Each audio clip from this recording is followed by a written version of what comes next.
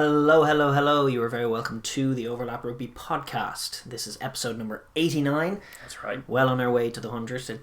Getting there, after so many years. Yes, Could you imagine if we actually got to 100 episodes? I think we will. Maybe this year, who knows? Yeah, it could be, yeah. If there's a Lions tour, if there's plenty more to talk about, if the game doesn't get shut down entirely before the end of 2021 as the apocalypse looms. Hopefully not. Yeah, no, maybe we might actually make it 11 more episodes to 100, which would be awesome to do. Yes, indeed. I didn't think we'd get that far when we set it up. Didn't think we'd get to 89, but we're here now. For the uninitiated, I'm Daragh. This is Shane. Hello. We are two brothers talking all things rugby from the point of view of Leinster and Ireland. That's right. Another big week in store this week. We've got the Six Nations returning. The gap week is over, thank God. Yes, thank God. Withdrawal is finished. We can watch some a top massive, rugby. mahoosive weekend of Six Nations rugby. Decisive games between the top teams. And mercifully, Ireland on the back burner playing Italy this week, although maybe not, as we'll get into. Maybe the Italians might be able to do something there. It could be a great game as well. Obviously, since we've last been on, there's been this whole situation with COVID in the French camp, and we made mention of it last week, but it's exploded since, and there's been this whole ongoing dynamic of will they play it, won't they play it, and is it safe to play it? As of this afternoon, Wednesday, they are going to go ahead with it. That's right. Yeah, they announced that earlier on. They did. Yeah, it's we're asterisking that, and they may, if any more cases show up, it seems they may shut it down. Yeah, seems very hard to see how it can go ahead if that happens. But touch wood, everything stays on course, and we do get a game this weekend. We'll be touching on that game. We're going to be previewing all the games. As we always do, that's going to be the top of the show. We're going to spend the bulk of the show doing that, looking ahead to the Six Nations, international rugby. Yes. What really gets us going, really gets us enjoying this game. But we are, once that's all done, going to wrap up the club game as well. We've got Super Rugby AU in Australia, Super Rugby Aotearoa, and then European domestic competitions around the world we'll make mention of as well as all the rugby news of the week at the end of the show. That's right, yeah. And if you do enjoy the content that we're producing and the podcast itself, please do feel free to subscribe and like it down below, share it with your rugby-loving friends as well. And leave a comment down in the comment section below as well, because we do enjoy hearing your thoughts on all the rugby that's going on, and just getting a good level of discourse going in our comments feed is something that we're quite proud to say that we are doing. So, absolutely. All thoughts welcome and all chat welcome. We do love the rugby chat here. Needless to say, given we go on about it every week. Exactly. Yeah, that's a given.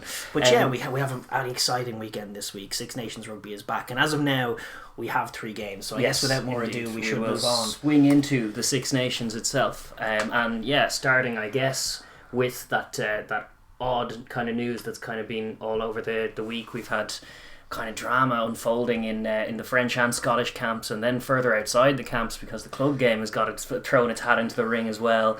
It essentially started with an outbreak in the French squad of COVID, which we actually did allude to last week, but as you said earlier on, it has got significantly worse. A host of players are missing, but they have announced that the game will go ahead, which is a positive thing from today. Yeah, it's an interesting one. I guess the list of French players now that have contracted the virus: Charles Yvon, captain of the team; Antoine Dupont, obviously star player; Brice Dulin, Cyril Bay, Romain Tefifanua, Pietro Movaca, Arthur Vincent, Julien Marchand, Gabin Villiers, Mohamed Ouass, a load of the starters. Quality players. Yeah, I know, a load of the starters. It's a number of the coaches as well, both Ford's coaches and Galtier obviously as well. It's a messy situation, and I thought they were going to postpone it because I know they're in this position where they can test everybody, so it's safe. But I don't think the tests are necessarily like 100%. Maybe they are, but it seems like everybody in the camp, if those are the names of the people who have tested positive, it seems like everybody's a close contact.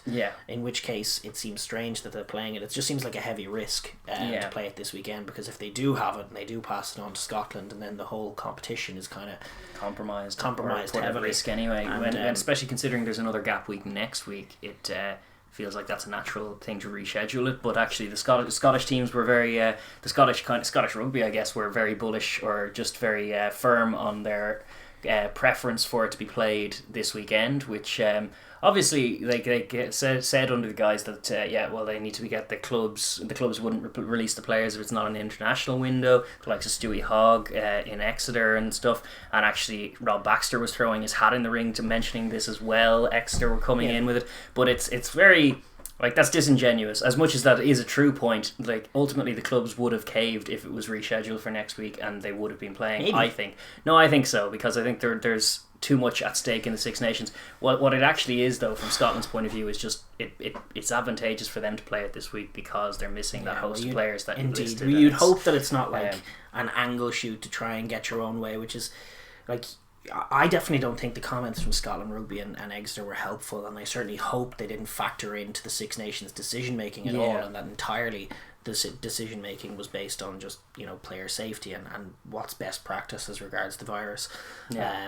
You would hope that that's first, second and third priority, and then this other stuff about, like, well, we can't reschedule a game, somebody gets COVID, we can't reschedule because it's inconvenient. Like, it just creates this host of problems, and I think that the Six Nations needs to be protected a little bit more, and sometimes the game fails to live up to the values that it sets itself as, sort of, you know, an inclusive and compromising and sportsmanlike game, and too often everyone, it seems, well, the club game is at loggerheads with the test game, and different sides are at loggerheads with each other, and everyone's just shooting for an advantage and an angle. Working the angle always. Yeah, now that's not necessarily what had happened there, but it does seem like that a lot of the time as well, and it's very tough to try and it makes a messy situation even more messy, I guess, is all it does by throwing all those hats in the ring. Well, listen, as of today, as of the day of shooting, Wednesday evening, we're in this position where it seems like the game's going to go ahead. The guys who have tested positive are isolating away from the squad. They won't be featuring.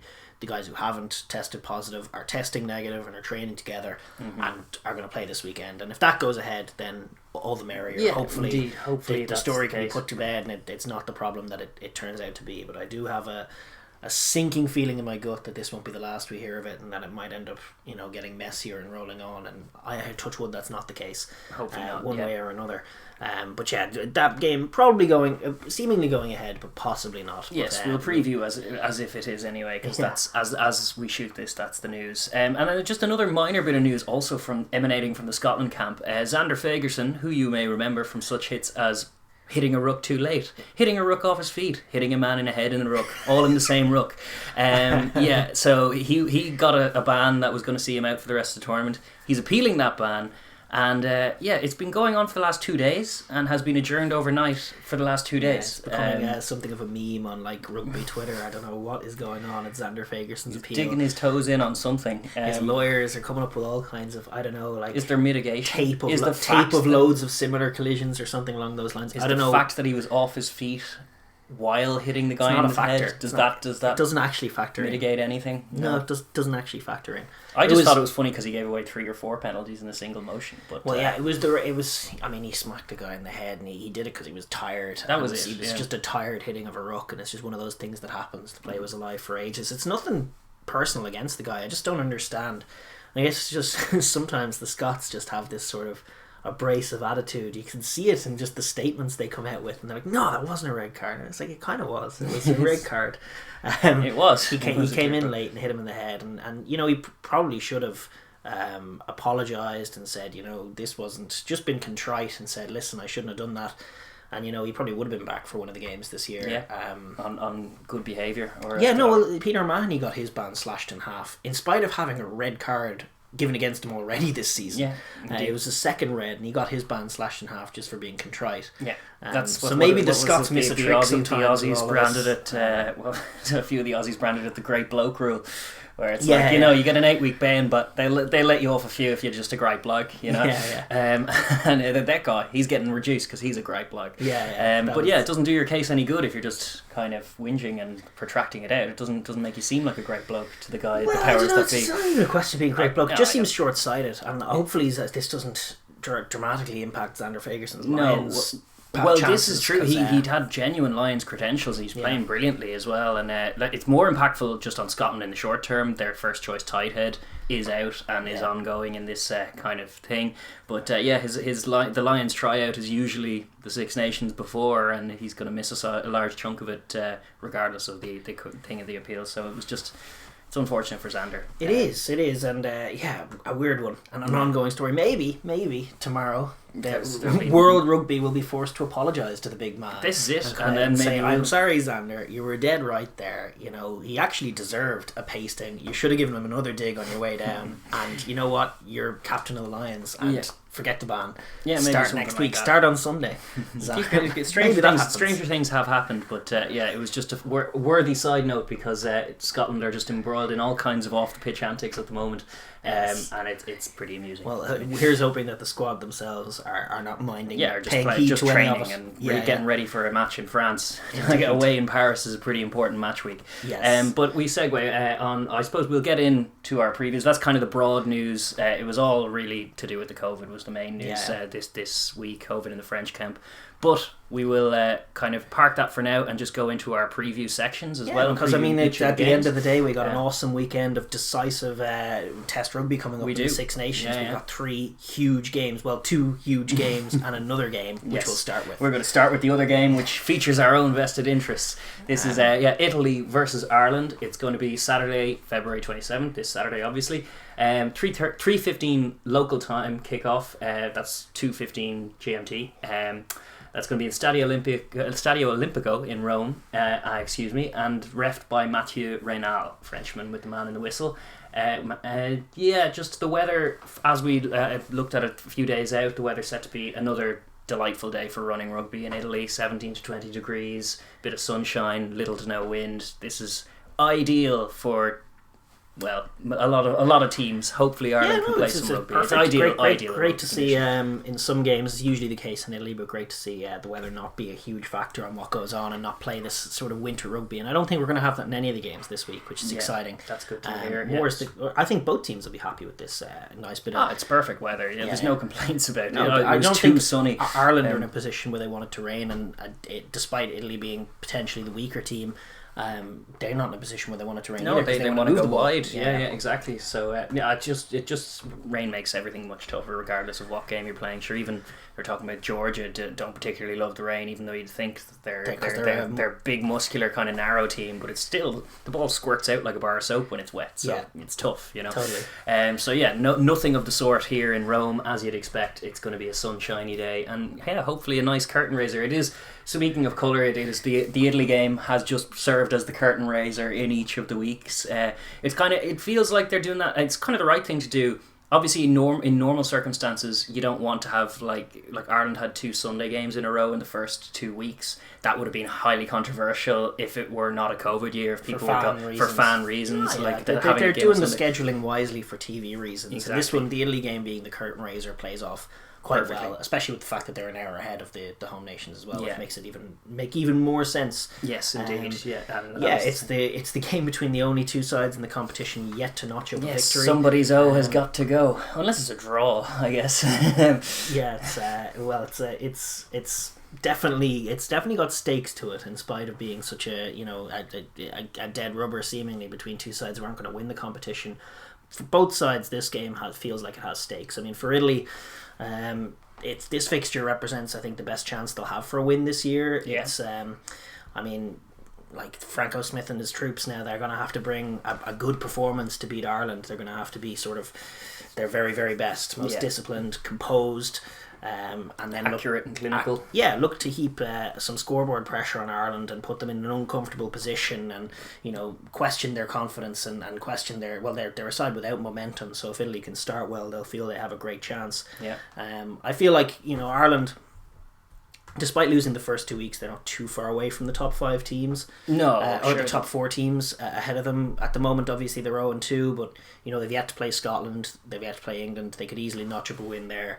They're not as far away as all that in terms of player quality. No, the calibre of the tournament is such that they've been a few degrees off with their offence and their defence, and that's the difference. It's been 1-score games each way, but they've missed out on both occasions. So But the thing that's been true, I think, the whole time is that the gap between 1 and 5 in the Six Nations is very rarely as large as the gap between 5 and 6. Yes. And I think this serves as a great bellwether kind of game from Italian point of view, in terms of just how far you are from the gap. This is the most out of form team in the Six Nations, the most vulnerable team in the Six Nations. You've got them at home. Most blunt, probably, team. In terms of scoreboard pressure of their own. You've got them at home. Obviously, you don't have fans, but you've got that advantage going for you. You're going to be playing in perfect conditions. You've got more or less a full squad to choose from.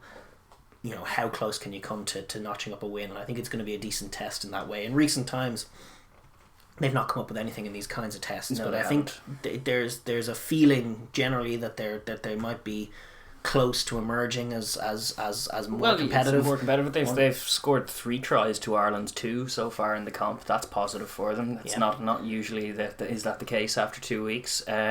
They've strung a few more things together. They have found a nice young new halfback combination that's going to be the source of lots of Italian optimism as well. They're moving the ball crisply. They're taking nice tries, scoring some points, being in games for periods. They're still, some game management is letting them down. Scoreboard pressure. They still have failed to score at least 20 points, which I think they're going to need to if they're going to win any of these games. But I think, Franco Smith's fingerprints are all over the team, and it's been growing pretty steadily. And even going into the World Cup, we were saying they were growing under Conor O'Shea, and they just didn't really have the chance to show that because they were so much better than the other the 2 teams below them in their group, and so much worse than. Yeah, they haven't grown to the point of view of being at all competitive against an All Blacks or a Springboks. No, indeed. So, but this game against Ireland is arguably the best chance they've had in recent times to really set out their stall as competitive. Yeah. And apart from maybe the Wales game last year, which they flopped in twice, so those omens are bad for them. But whether they're building or not, whether Garbisi is going to emerge as one of the best 10s out there and be potentially a guy who can steer this team to the top level, I think is going to be revealed to some extent in this game. Yes, indeed. From an Irish point of view, going into this week, their confidence is not going to be great. I mean, it's certainly over here. It feels very negative. The coverage around this team, obviously, just the consistent fall from 2018 standards of imagining ourselves being the best in the world to imagining ourselves being top 4 in the world to imagining ourselves being top 8 in the world, top half of the Six Nations maybe, and the fall has just continued, and it's on the squad to book the trend at some point. It's on the team to book the trend at some point or not. Yeah. And the question is this going to be a turning around moment? Is this going to be maybe a slight reprieve from the usual sort of decline? Or maybe the beginning of something. It could have been. Well, it's a similar equation to what England had with the Italy game as well, where it's like, the first 2 weeks, as opposed to the first week, hasn't gone your way. You need to rediscover some form with ball in hand. You need to kind of reinvent yourselves in terms of your attack. You need to just gain a bit of confidence, a bit of momentum. All of that is possible for Ireland in this fixture, and should be what they're aiming to do. It's interesting what'll be interesting to see is just how they approach it, because it's similar to England. I think they can probably win this game one of many ways, but what way they'll choose to will be kind of revealing of where their state of mind is. We'll get into the squads now in a moment, but it's an interesting one. Like I think they're going to take it seriously. I think they're going to try and play their best game. But the question is whether they're going to add layers to their game as well as doing that, and the other question is whether they're going to play well enough to win the game, because you need a good offense. You need to marry the two. Building the offense and working on the game and playing well are not at odds with each other at all. Yeah, indeed. And Ireland are going to need that. Yes, that's exactly right. And they've shown some frailties on attack and defence so far, as well as just a general kind of low ebb. So all of that needs to be corrected. Just in terms of squads then, we'll move on to Italy. They had injury concerns going into the tournament with a few key marquee men missing. They still have been mounting some of that, but it's good to see a few people still in there, like Maximum Banda, Johan Meyer and Negri, all cleared to play. Obviously they were without their usual Pelledri and Stain. We mentioned that's been pre-tournament. They're their go-to 2 guys, but they do have depth in that particular area. They've been the injuries at the back row have definitely hurt them in recent weeks. They've kind of been mounting. You saw towards the tail end of the England game where they really did struggle to cope with England, and that usual physicality that you would have associated with them with Stain, Pelledri and Negri in and around the fringes was diminished. And that was in part due to the fact that I think Meyer went off and I think Mbanda went off, and it it looked to struggle out there. It's an attritional game. If you're going to play the game as a back rower for Italy, it's a very attritional way to play the game. They do a lot of work. They do a huge job for them, and that's like having those three back, hopefully fit to play, is going to be huge for them. Marco Zanon also back. That is great news. Side centre jersey. Centre. Interesting, creates an interesting dynamic. Obviously, we don't have the team as of right now, but it creates an interesting dynamic as to whether they stick with Garbisi Kana, which I think they should, and leave Brex for this game. Or whether they keep Brex in there and maybe try and unleash Canna off the bench. Those options are open to them. Allen, who they brought in off the bench at fullback. He's a potential 12 as well. There's all kinds of options for them now in the back line. Yeah, I suspect and would hope that Garbisi, Canna and Zanon is the first pick. I just think that is the best balance to it from an offensive point of view, because they all bring different things and they're all kind of needed. Garbisi doesn't have the boot to play without Canna for me. Canna doesn't have the distribution ability of Garbisi. And Zanon's just a great runner of the ball. He's a real offensive weapon in the way that the other two guys aren't. So it just balances out that midfield nicely. And creates just a dangerous dynamic in that Italian team. Yeah. So there's excitement. Scope to get wide, which they've been looking to do as well. Anything else on squad for them? I don't think. Well, big Sheriff Traore is back at Loosehead, right. But they're going to have more or less the same team. Traore might come in at Loosehead and try and buckle down that scrum. Either way, it's going to be a big job for the props. Yes, indeed. From an Irish point of view, we actually are in a nice position where just as we've come on, the Independent over here seems to have leaked a probable team. Yes, so we've an idea. Nice. We've an idea of how they're going to go. Probably, there could also be one or two changes from this, but it seems likely that they're going to go with more or less the big guys. And interestingly, a full Leinster backline of Gibson Park, Sexton back in, Henshaw, Ringrose, and Larmer, Lowe, and Keenan in the back three.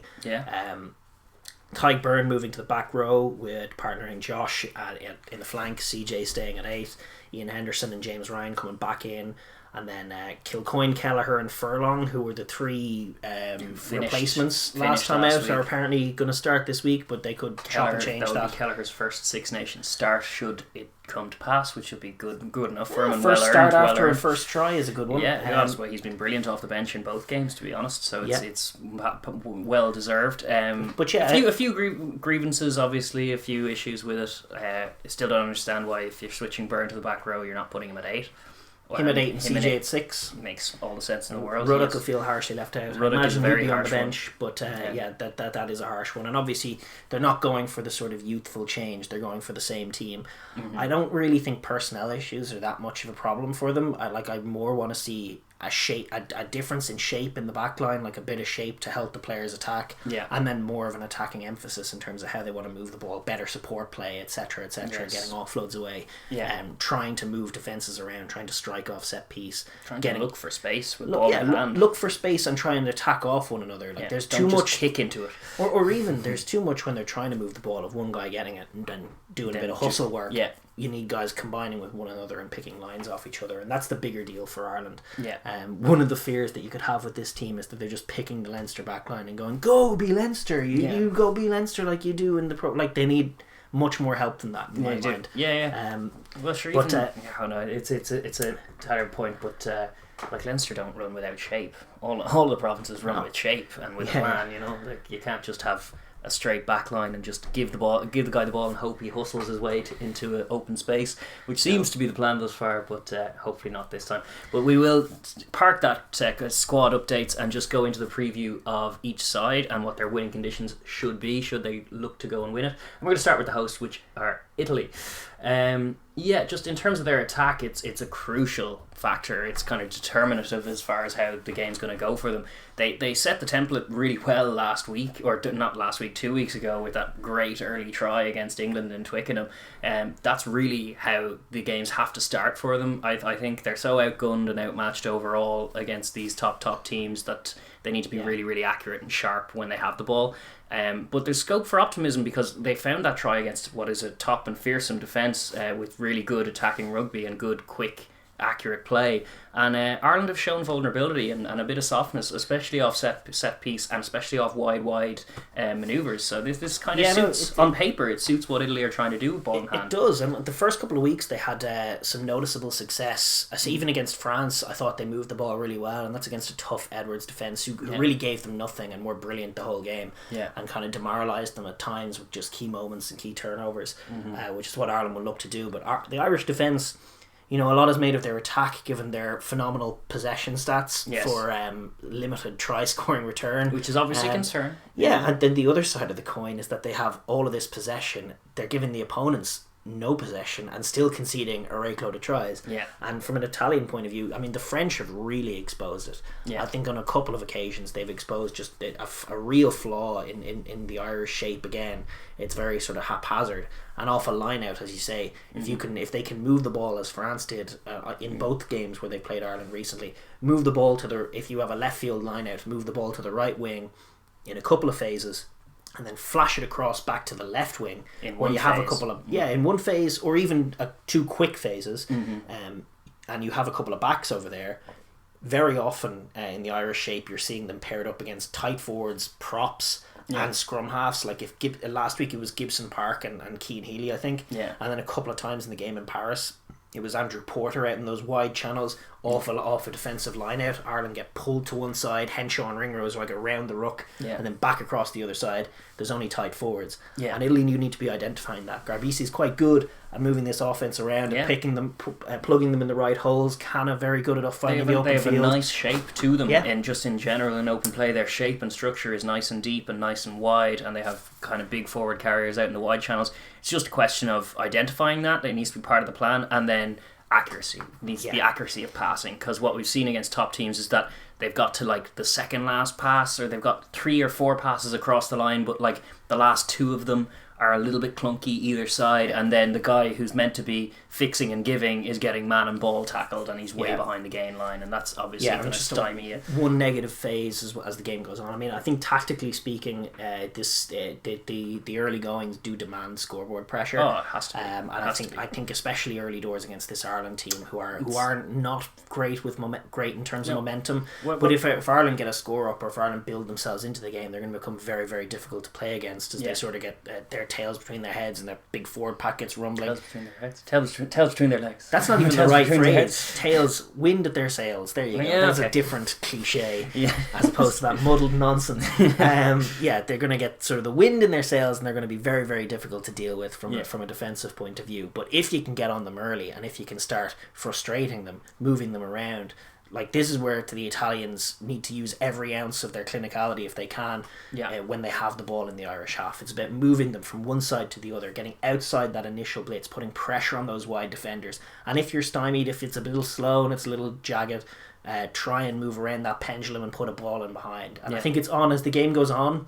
Garbisi and Canna are going to have to become more aware of their own pack as well, in terms of how tired they're getting. This is it. Can they hit that many rucks, or is it time to just put the ball in behind? And I think those two are going to be crucial in terms of deciding how that goes. But in the early goings, it's all about moving them. It's all about attacking when you're in the Irish half. Varney driving a good tempo, probing those wide channels, looking to attack from deep. And as you say, if they get penalties early doors, maybe having it cut to the corner isn't the worst call this week. I know you always want them to do that. I do. This week, not always. If they're playing Georgia, they should kick the threes. But this week against Ireland, I don't rate Ireland's defence enough to think it's a bad play to try and go and score tries early doors, because I think that is a huge way you can win this game. It's twofold reasoning with it, because Ireland are very incompetent looking when they're a couple of scores behind. They are not good chasers of a game. But what they are, even an out of form Ireland, once they get 1 or 2 scores ahead, they settle and they get comfortable, and they do, because they're such a possession based team, they're just very, very tough to play your way back in against.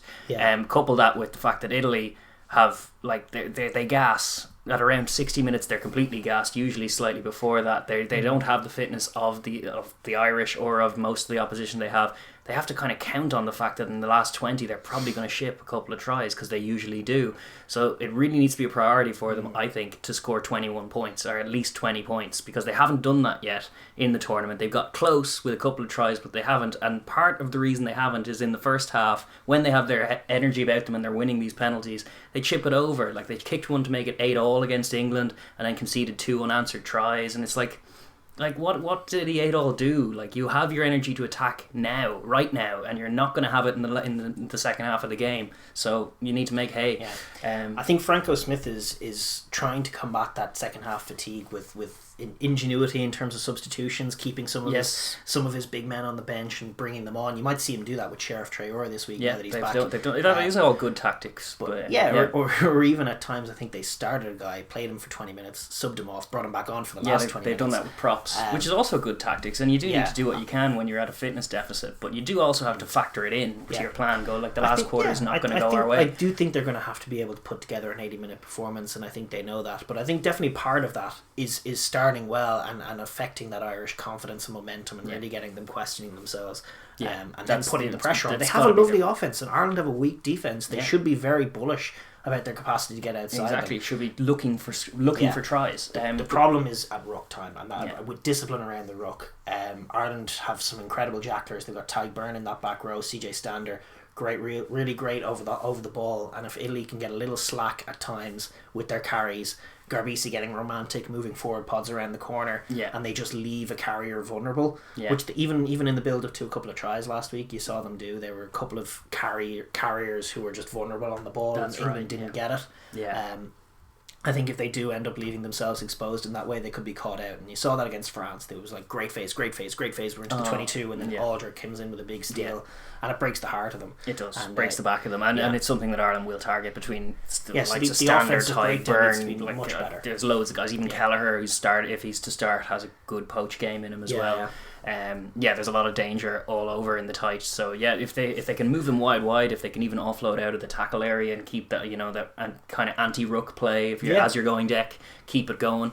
Certainly in the Ireland beginning, don't like the pace. You saw it against France. As soon as their line is broken, if you keep offloading and they can't get back into their shape, they get frazzled and they're not right, and then they start missing tackles. Italy need to drive that tempo. As much as you can talk about their fitness being a suffering issue, their offense likes to run at a higher tempo. It does. It needs to pay dividends. Even if it means it's going to fizzle out, like watching Tanya Latupo kind of barnstorm for 30 minutes and then have to be taken out of a game because he's a tight head prop. But it's like Italy need to barnstorm for the first 20 minutes. They need to race to probably a 21-0 lead and then hold on if they're going to win it at all. Otherwise, it's going to go as rote, and they might be 9-6 up or whatever, or 12-6 up, and then they'll slowly lose the game. Maybe. I don't know if it's that simple, but I think there's definitely merit to what you're saying, and I definitely think they do need to attack this Irish team early doors for a rake of reasons. Yes. And tempo is key to their attack. And tempo is key, but I think defensively is where this is where they lose these games. They're just straight up tackling, and it's like at the beginning of the games, their first up tackling is pretty good. Certainly, as the game starts, you couldn't fault their gameness in the contact area, particularly the back row. But even the likes of Carlo Canna gets stuck in and punches above his weight at the early showing. What happens is, like, when they concede one, or when things don't go their way, or they fail to score a try, a big key turnover, they allow the errors to compound. And then they also just allow the heads to drop a little. You can see the body language shift, and it's not even to do with fatigue because it happens earlier. It's just like being disheartened, and I need to do something to combat it. And I know Franco Smith was painting a very frustrated figure when that exact thing happened in the French game, where they'd been really good for a long sequence, got turned over in slightly unfortunate circumstances, and then immediately gave away another penalty, and then another, and then into the corner, and then very softly conceded the try. And it was like Franco's just like this in the coaching booth, because no doubt they talked about it all week, not doing that, and then it transpires on the pitch again. Very frustrating for a coach to look at, but it's really is hurting them, and it's something you were noting, I think, as well. They're a little too soft to concede. Regardless, too quick. I wouldn't say soft. I never say soft about a rugby team, but I think they're quick. I suppose. Well, it's willing. It almost seems at times, compared to the ferocity it associate with like a French Sean Edwards led defence on their own goal line. They need to almost enjoy that part of the game. What I will say though is that there's been that has been true for ad infinitum years, for years. And there is definite promise in how they've played so far in the competition. And this is a great game for a defence. I always say this, Ireland, like how many times in the last 6 months has a team come out of playing Ireland and gone, geez, that defence was brilliant. I can think of at least like 3 or 4 occasions. Wales in the round 1 of this week. Magnificent defence. You never heard the like of it. France, the same. Incredible defence. England, when we couldn't score against them in Twickenham. Because Ireland, like, they're a tough team. They're a physical team. It's a test. Don't get me wrong, it's a test. Oh, if you fall off tackles, they'll score on you. Like, Tadhg Furlong could skittle a few guys and go through. Furlong, Stander, James Ryan. These guys have looked unplayable at times in offence just with sheer power. And then on other occasions they haven't, because, and we'll get into this obviously when we're talking about Ireland, but they're very, very predictable. They make it very, very obvious who's going to get the ball, and they're not good. They're not great at exposing space out wide, so they tend to play in tight areas. And that is a defence's dream. Like, you know exactly what you need to do. You need to come up in a hard, pressure defense on the inside and stick your tackles, stick them behind the game line, chop them low, make sure that they're not going to be looking for offloads. They only run to retain the ball. So jackal game is not as important as just making your tackles, keeping them behind the game line, and forcing them to kick from the pocket as well. Just kick it into the air from the pocket, at which point it becomes behind the back three. Like, the other thing is that Ireland are under so much pressure. Like, the media has been talking up a storm about Mike Catt can't do, the attack isn't doing this, and what's Mike Catt doing, and there's a bit of pressure on the team coming to show from the something media with ball in hand. That's another defence's dream if they're a little bit clunky. They haven't been great at it, and if the Italian defence can stop that Irish pack, and it's a big if, it's the if of the game in terms of they need to not be blown away by the physicality of an Irish team that's going to be pumped and a little reactive to what's been said about them, and they're all great players, so they're still going to be able to deliver. You could. They look physical enough as well. They've been put on very physical showings in their first 2 games, despite losing them. Their forward pack have arguably edged the battle in both of them. They just haven't converted their chances. I wouldn't overstate the toughness of the task either. Like, it's for Italy, it's a decisive step up from where they are, to stop this sort of rumbling physical entity that can and dynamic entity that can be the Irish pack.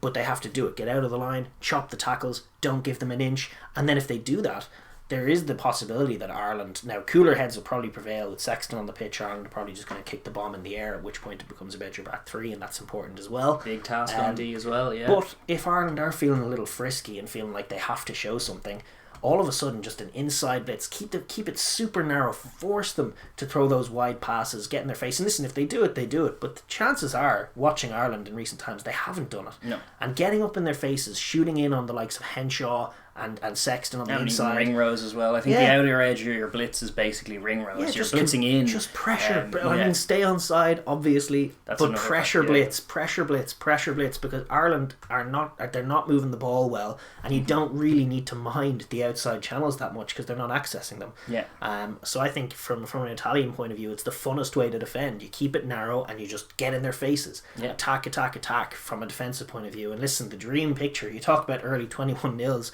and where they come from. If this Italian defence can generate a score from stopping from an intercept, from stopping an Irish team from a turnover, I think that could be a game winning play potentially. Certainly a part of their winning picture if they can get a defensive try cheap enough that will break the backs of Ireland's offensive thing, and then that'll force them even narrower. And it's a simple equation, but it is one that. It's tough to see them doing for 80 minutes because I feel like they will probably fall off a few of these tackles. Yeah, and that's the thing is when you talk about bringing energy, it does take energy to do that. Well, indeed, if you're talking about bringing zip when they have the ball in the first 20 and bringing a pressure blitz off the ball and making big hits on guys who are big monsters, and it can't just be your back row who do it. No, it can't. But Cannone's come in, they have some talent in that pack. Granted, it's not as strong as the other packs. They are favourites to lose for a reason. But if they can stymie the Irish attack, it's like a lot of defences have looked good against this Irish attack. It's not a complex equation, put it that way. No. It's a physical one. It is. And that's the test that's going to be put to the Italian defence. And likewise, actually, in the set piece, the only other area we haven't touched on for the Italians, Ireland obviously have been very tough in the scrum so far. They might make a couple of changes, but bringing Tadhg Furlong in doesn't weaken them. Doesn't weaken their scrum. Their scrum has been a mighty force, actually. It was putting on a good show against the French as well. A very well touted French scrum, and a dangerous physical one. Reasonably so. They're an excellent scrum. They're a very good scrum. And then also the line out has been improved for Ireland as well. So it's a key area of ball for Italy. Yeah. A lot of their back row forwards do jump as well. They'll need to contest Ireland's ball, but they'll also just need to be mindful of securing their own, because Ireland have shown a willingness. I think they stole 3 lineouts in the second round and 4 lineouts in the first round, so they need to be mindful of that first phase possession. Getting dynamic and yet simple calls, because Tadhg is going to be jumping at that ball every time.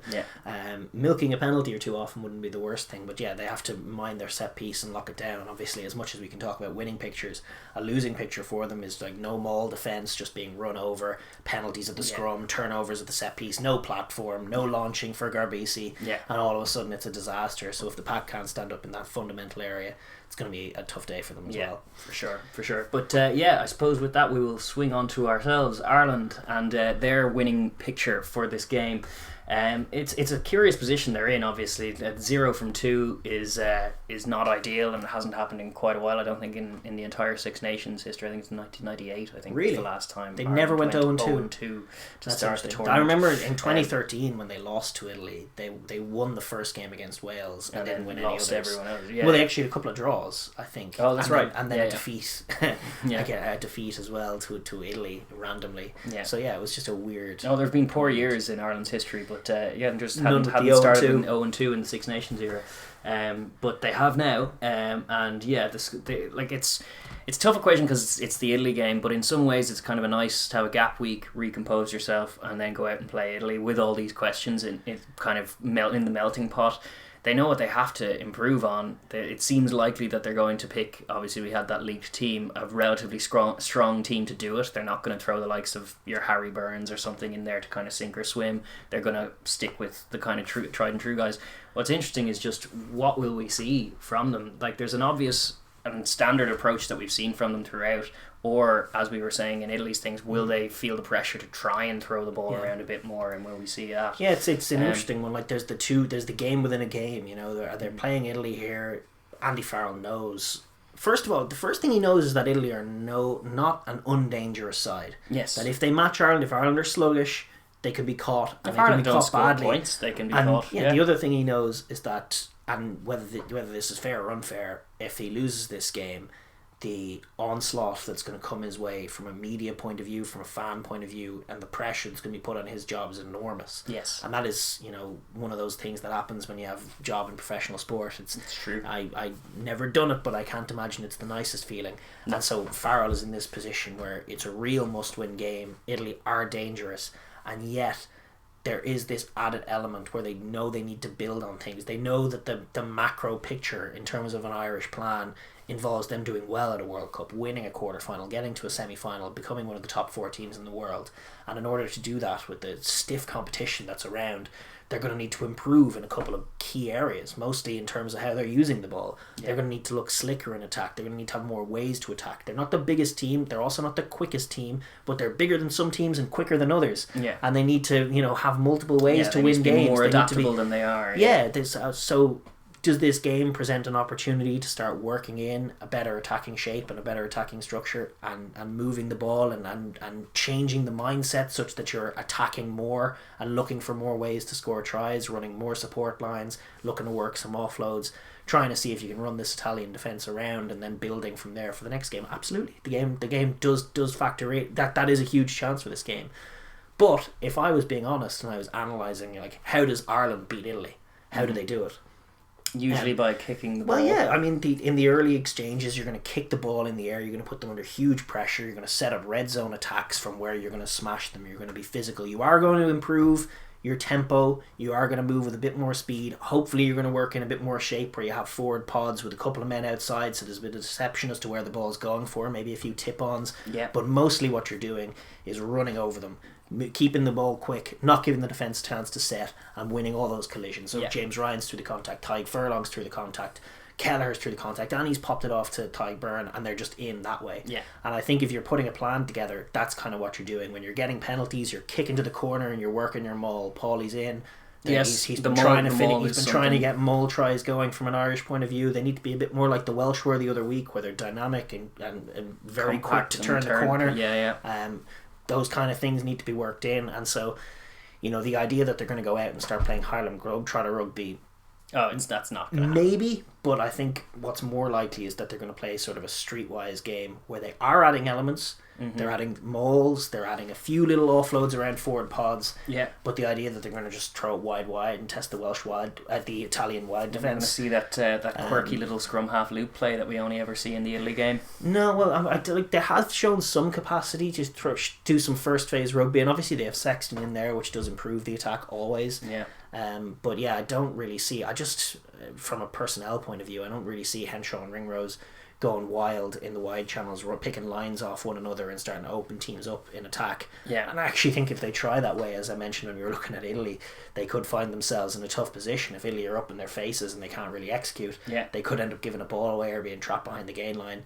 So I imagine they're going to try and play a composed, physical, streetwise game plan where they negotiate their way to the right parts of the field, kick the corners, maul tries and red zone tries. Improving the red zone offense and adding the maul try to the repertoire will likely be the two big work-ons, as opposed to any Globetrotter stuff. Yes, I would agree with that in terms of the likely scenario. I would like to see more of aggressive support lines being run. We saw bits of it from Gibson Park, but he seemed to be the only one in the last couple of weeks running like very aggressive kind of forward tracking lines for to receive an offload. Just run off the ball carrier. It would make a massive impact, because ball carriers are hustling on their feet and trying to stay up and trying to work a gap, and occasionally getting into position to get their hands free, but nobody's really running that killer support line, which is what opens up defences. Indeed, yeah. So that would be a nice improvement, is just to see guys hitting lines in that way. Though I think that should be another work on as well, like the maul try thing. And that doesn't involve reinventing the wheel. It doesn't need to be Harlem Globetrotter stuff. The guys are hustling pretty well and winning collisions in the midfield anyway.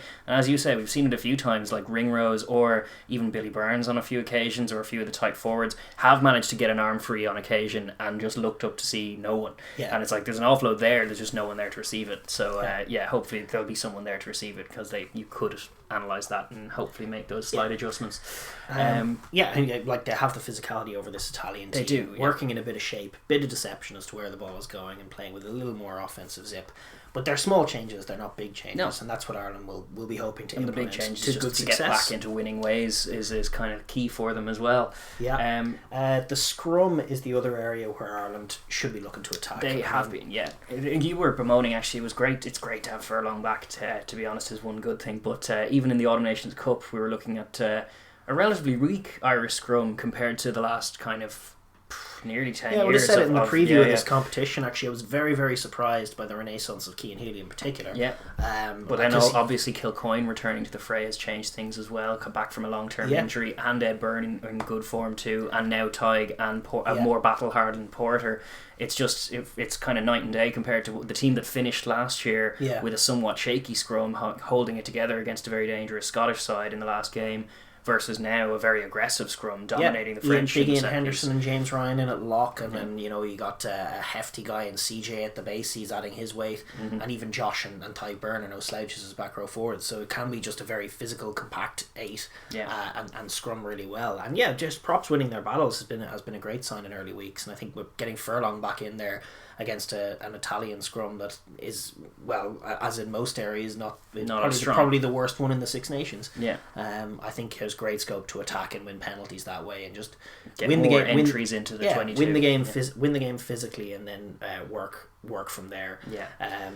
The other area obviously is defence, which we've talked about as well as being every bit as problematic as the offense. There'll be sterner tests ahead for the defence, which is why I think a target for them is to try and keep Italy to no tries. It's tough task, and it's one that Ireland have not managed in recent years. Italy usually get a try, even in one-sided kind of shellackings. Italy usually find a try against Ireland. It should be a little mini task within a task, because they keep keep, as you say, having the ball for nearly 70% of the game and yet conceding a few tries in the 30% or 40%. Simon Easterby, who was the forwards coach, has moved and become the defence coach, and Andy Farrell's obviously the head coach. He was a defence coach, so he's defensively minded. But some of the tries they're conceding are curious. I mean, they're trying to play this sort of, I guess they're trying to play this South African style. Blitz, I guess. Yeah, the blitzing. You saw with South Africa when they had that great defence at the World Cup that Am would blitz on the 13 channel, but actually often Mapimpi or Colby would come up with him on the outside, and just like it became suffocating and extremely difficult to get to the outside of them. From an Irish point of view, teams get outside them so easy. Well, the they have like a narrow blitz on the inside, and then teams get outside of that, and we've seen the French do it. And then like the pressure that you associate with those style of defences that comes from the 13 channel isn't there. No. Like Gary Ringrose isn't picking men out and charging at them and preventing them from getting passes away. It becomes, once it gets outside the 10 channel, it becomes static except for the wing who's coming up super narrow, and then that just leaves space on the outside every time. Usually with the last passer of the ball having two defenders on him and the guy outside him unmarked. And so it's just it's kind of a baffling system. It's neither one thing nor the other. No. And then the other thing is that they're not doing it with any kind of discipline, because you saw I think it was the French game, the second try, Pinot's try, when they went left off a ruck and the blitz came up, and then the receiver had time to just move it to the right side of the ruck, and there was no blitz on the other side. So that's just the defence not doing its job. And then easy try on the outside again as Lowe comes flying up and no one else does. Far too soft. Lowe showing like the wingers always get singled out for blame with those things, but it's like it's a whole systems failure when there's no line speed and then a winger shooting out. Shooters need to work in tandem. Otherwise, it's just a guy jumping. The other factor is it's maybe not that prudent to have the 13 shoot be the key fulcrum. It should probably be a shoot from 12 to be the leader of it, because Gary Ringrose isn't Lothanio Am. Lothanio, like the virtue, like it was commented on in the World Cup just how unusual South Africa's defensive system was, and the reason it was allowed to function as such is that Lothanio Am is possibly the best defender in the back line in the world. He has a lot on him, and he's a sensational reader. And sensationally physical. It's not just like Gary Ringrose is actually a pretty competent reader of a defence as well, but there's one major issue is that sometimes he'll make the perfect read and hit the man and fall off the man, and the man gets away. Well, we haven't even seen that so far. We haven't really seen him making those leads, but I know what you could say. Henshaw is a class defender on his day. Maybe there's scope for him to defend the 13 channel, but I just think like you're either going to scrap that system entirely and play more of a drift style, sort of pushing up but also drifting and then hunting the ball in pods, as I think they did a bit more under Andy Farrell prior to this season. But at the moment, also relatively porous. At the moment, it's a confusing mess of a system, because it seems to be this sort of South African system where you're going to be super aggressive off the line, but it's just not that aggressive off the line. They're very reactive. They're very slow. Once teams get in behind them, they look lost. And obviously we cited that issue of set pieces where just two centres and a winger go scurrying into one wing, and you've got like a prop and a hooker and a scrum half on the other wing. And teams move it over there and beat their men one-on-one and score tries, and it's just been super easy for them. And if Ireland don't fix that, if Ireland don't, and it's a coaching issue as much as it's anything else, because I think they're all competent defenders, but the system is kind of a mess. The Italians will expose it. They are good enough to expose it. Of that I have no doubt. No, it's a perfect, it's a tailor-made system for the Italian attacking system, which is kind of deep and wide. So it's there's definitely scope for danger here, and it's a huge test for them in terms of, can they keep a clean sheet, similar to a goalkeeper's kind of mantra. Can they keep a clean sheet against what is a dangerous and bullish Italy team? It's a good test. I guess no. I guess no. I don't think so. I think it could be the losing of the game for them. Possible. It's possible too, but hopefully they keep it down to at least maybe only one try. But it could be three. It could be three. Easily, it could be three. I think this is a good game. I don't think this is a blowout. Well, I think this is the best Italy game of the tournament, because Ireland are in such sluggish form. But that all being said, how do you see it going? Yeah, well, that's what I'm saying. I don't. I could obviously there's a picture where it's a blowout. We've run over. The Irish pack is brilliant at its best, and it's formidable. You Tyke Furlong, James Ryan, Ian Henderson, CJ Stander, Tyke Byrne. On paper, those guys blow away the Italy pack, and maybe they do. But just on like the forward pack is vital, and it is part of how you win games. But if you have a worse defense and a worse offense than your opposition, no matter how good your forward pack is, you could be in trouble. And while Italy's defense hasn't been good, there is a a picture where they step up and start defending the Irish and don't get blown away physically, and then that becomes the telling factor, which is the sharper offense and which is the better defence. And as we said at the start, it's 3 tries to 2 in terms of the tournament so far to Italy. I'm not necessarily predicting an Italy win. I'm not predicting an Italy win. I don't think they're going to win. I don't think they're good enough, but I do think that it could be a ding-dong battle for about 60 minutes, and I do think that it'll only be maybe like a 10-point win. I don't think it's going to be a blowout out in Rome. Fair enough.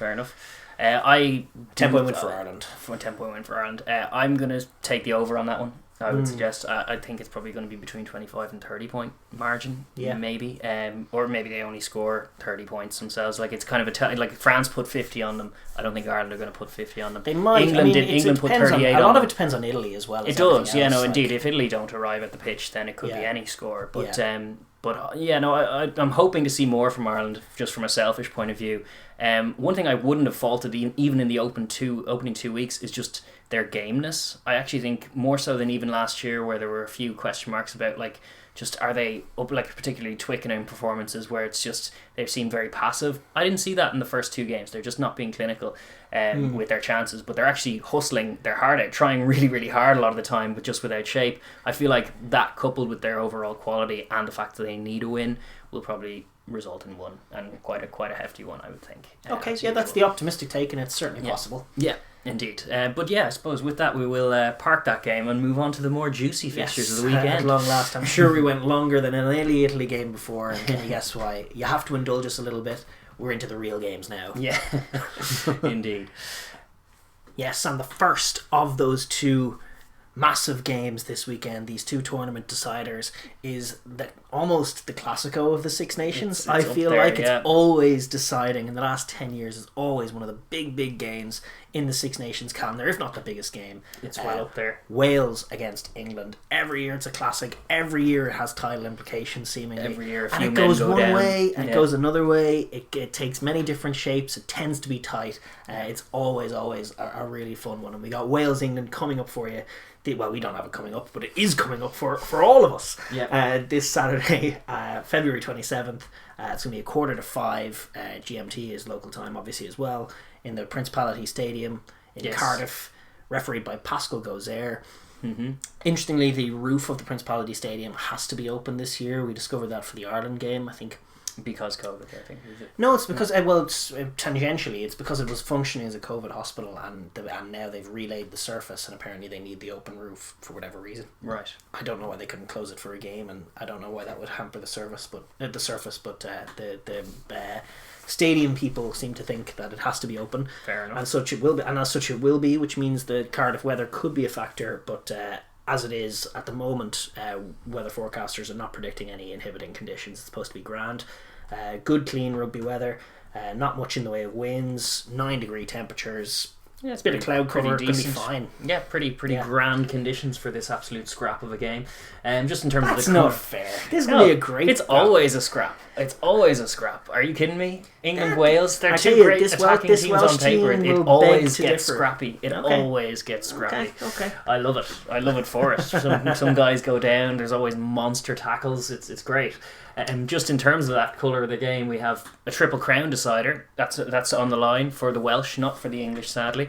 Having already lost out on that chance with the opening ground defeat to Scotland. But they do need a win, England, to keep their championship hopes alive. And their hopes still are alive, but losing 2 games, as we know, is no way to win a championship. No, it's a must win from here for England, but if any team can do it, they can. They did it last year, sure, and they got that losing bonus point against Scotland. They did. And they're well within the competition at the moment, especially when you consider what's going on with France. A win here could really just open it up for them. It's true. It's potential. And just, Triple Crown for Wales would be a phenomenal achievement as well, even if they don't go on to do the Grand Slam. They've done it before, haven't they? They've won Triple Crown on round 3 before. I feel like I remember them doing that. Winning the Triple Crown on round 3 and then, of course, going on to win the Slam. When they get ahead of momentum up, they tend not to be stopped in this competition. That's true. The reality. I don't know how many second place finishes Wales have had, but it feels like not that many.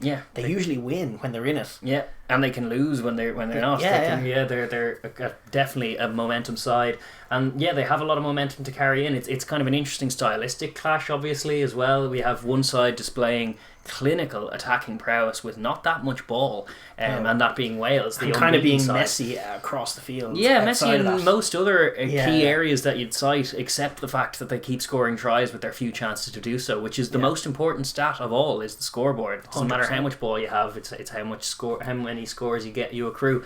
And conversely then, England are coming off the back of what was a dominant year in 2020, obviously disappointing opening round defeat, and just a general kind of clinicality hasn't been what you'd associate with this English team. It's more been kind of a kick-heavy approach with ruthless defensive instincts and trying to poach penalties and build pressure that way. They've come in post this Italy game that in round 2 they started to play a little bit more with ball in hand. They've started to broaden their shape, but the sounds coming out of the camp as well from an England point of view are that they're going to move away from, like in the Autumn Nations Cup and in the opening round against Scotland, it was extraordinary. The stubbornness of them, just like they never ran any ball from inside their own half or even from just inside the opposition half. They just kicked everything and back to their defence. And it was actually in moments against Wales they showed it, but just in flickering moments. And most of the rest of the game they were just trying to eke out the little battles and kick the leather off the ball and find themselves in the right areas of the field and then attack in the red zone. And that was very much the way that England went about it. But you're hearing now, I think some sounds out of the camp from Eddie Jones are of the like, well, you want to see us attack?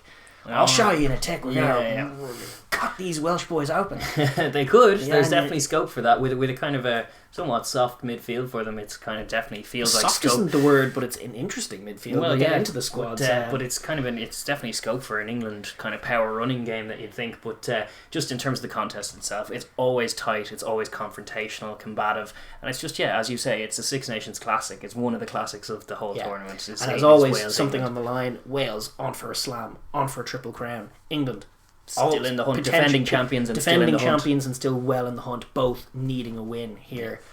The two juggernauts of Six Nations rugby in the last 10 years. Delicious Saturday night feast of rugby. And I suppose we will pivot into squads. We had a few updates on the squads. Wales had generally good news this week as opposed to some of the more general bad news they were getting in recent weeks, re-injuries. Yes. There were a fair few experienced heads who returned to training this week following injury. Jonathan Davies, Johnny Williams, George North, Josh Navidi and Hallam Amos all took to the field in training this week, which is very good news. There are definitely some big decisions about who's their best number 15, who's their best 10. These are the kind of problems that are put to Wales right now, is actually who's their best team as opposed to who's available. Yeah, totally. And it's definitely better to have these guys back, and then the guys that were in there were winning. It creates an interesting dynamic. I think Wales Online had reported they tend to be reliable on these matters, on all matters Welsh, and they seem to think that the team is going to be just one change up front in the pack, with Josh Navidi coming in for Wainwright, and then the back line, interestingly, Gareth Davis to go for Hardy, which makes all the sense in the world. Hardy has improved the game when he came on the last time out, and Gareth Davis just hasn't been quick enough or sharp enough compared to his usual self, and he's they've been suffering a little bit when he's been on the pitch for their sharp offense. It's been good, but not as good as with the other scrum halves, because they've been that little bit quicker. Yeah, it's true. So Hardy coming in makes all the sense in the world. And then interestingly, apparently they're to go with Jonathan Davis at 12 and George North at 13. Which, if it is true, he'll be set to make his 100th cap. North. Well, I'd suspect he'll be making his 100th cap, by the way, age 28. Incredibly, wow, he's been. It feels like he's been here forever, and yet he's so young. Made his debut in 2010, which would have made him, I guess, 17 or 18. Yeah, I remember that he did break. He was kind of similar to James O'Connor for Australia. He broke on the scene very, very young, and therefore has had a long and distinguished career that ain't over yet. That's a curious centre partnership for them as well. It'll be interesting to see how they go. I can understand the change though, considering it was a needs must last week that saw Watkin and Tompkins in there, and with Stewie Hogg's kind of one try there where he sat down both of them and just went through kind of untouched off first phase. Those are the concerns. I hear you, but it's their offense that's been winning them games. It's true. I don't love the passing game of either of them. And that I think is the issue here for Wales. I think Tompkins, Watkin I understand, because he was there to be physical and he wasn't especially physical. So I understand leaving him, but with Johnny Williams coming back in, maybe it's a week too soon for him. Maybe that's the explanation there. But with Tompkins dropping out of the team, it feels like he was an important linchpin in terms of what was going on. He certainly got the ball away for a couple of the tries. His hands are offensive nice. instincts. He suffers on defence, but he has offensive instincts, and this is where Wales have been winning games. Yeah. So, with that, Bigger is also picked to 10 over Sheedy, which is interesting. Yeah, considering Sheedy put on a good show off the bench. I imagine goal kicking came into it with Halfpenny not being around, the back threes. The two missed kicks from Callum Sheedy, I guess, for the conversions were probably the stickler, because he did run the back line very nicely when he was in there. Yeah, listen, Bigger has a great record against England as well, and that can't be overstated. But Sheedy drops to the bench, obviously, with Halfpenny gone. Liam Williams goes to fullback. Rees-Zammit obviously stays in the team, and Josh Adams, who's the other forgotten flying try scorer, great try scoring wing as well. It's an all action back three really, and it's just a question of whether the service will be good enough to get it to them from the axis of kind of Bigger, Davies, North. It's even Halaholo in there was played really lovely distributing rugby, and the question is whether, if they need to move the ball from the left side of the pitch to the right side of the pitch, especially passing off the left hand, how competent are Davis and North going to be at moving the ball as compared to the other guys? That's an open question, because they do need that ruthless attack, and then if they aren't there, can Liam Williams move in, or can they do something else? I wouldn't be surprised to see Sheedy come on early and not for Bigger. You could maybe bring him on for a centre, maybe he could go North, or could go... Well, you could go anyone, you can move North to the wing, but I suspect moving Bigger to 12 and having that dual distributor might be an adjustment Wales make if the offence doesn't work early doors. Yeah, it's potential for it. It's definitely it's an interesting team. It's curious to think, is that Wales' best team? I'm sure there are Welsh fans who'd probably agree, disagree. Yeah. Who would you like to see in there? We don't quite know, but it is good to see them out with pretty much a clean bill of health, apart from Halfpenny out with a head knock. So these are good headaches for the Welsh team to have. There's relatively scant news on the England front. I couldn't find any real updates. It's all the same. It's all the same squad, more or less. Same squad, Jack more or Willis less. obviously out. Jack Willis is out, and 19-year-old uncapped lock George Martin of Leicester Tigers fame. He's been called up to replace Jack Willis, which is an interesting one. Apparently, he had been in the shadow squad. He's a young guy there. They have a lot of hope for. He's not going to feature this. He's not going to feature this week, but it's good exposure for him. And then similarly, Alex Mitchell, the Northampton scrum half, has been called up to replace the injured Harry Randall, Bristol man, which just piles on what's going on with Ben Spencer motif that we're going to continue with this thing, and it's like, why is England's best scrummy not playing for England? Question mark. It's just sometimes Eddie can be stubborn on these things, and that's not going to change. But it's a settled squad for England. They have a couple of questions to answer in terms of who they select. Mostly just obviously Makavunapola's health is always in question. Yes, he was out for week 1, and then he was iced when he was brought off last week, and then I couldn't find any updates on this week. So maybe he'll start, or maybe he'll be out for 3 weeks. It's certainly a factor for them whether they have to bring Obana in or Genge starting. Massive effect on the scrum, and then the other real question mark with England that often determines how they play is whether they go with the Farrell, Lawrence, Slade situation or the Ford, Farrell, Slade situation. They went with Ford, Farrell, Slade. I think both times they played Wales last year and won both. Moved the ball pretty well.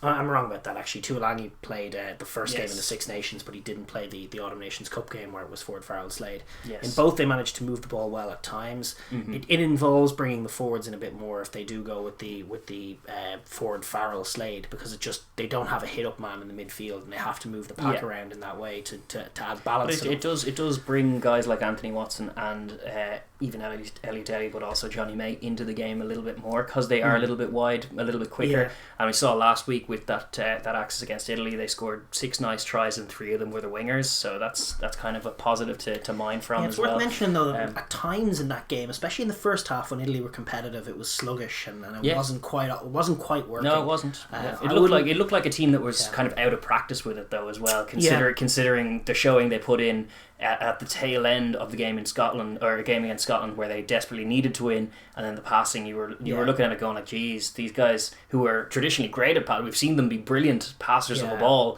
they looked just unslick and like no tempo, no rhythm, no accuracy in it. And it was improved in the Italy game, and now there's been another gap week. So, you know, incremental improvement is all you're looking for with this. And I wouldn't mind seeing Lawrence in for balance's sake, but I would understand if they stuck with the tried and tested as well. It just involves a different means of attack, and certainly they should back themselves either way against another inexperienced Welsh centre partnership. Yeah, not inexperienced in terms of test caps, either of them, but as a partnership, brand new. So maybe a Lawrence then to kind of run down those channels, could be thinking, just getting outside, or get outside them. It's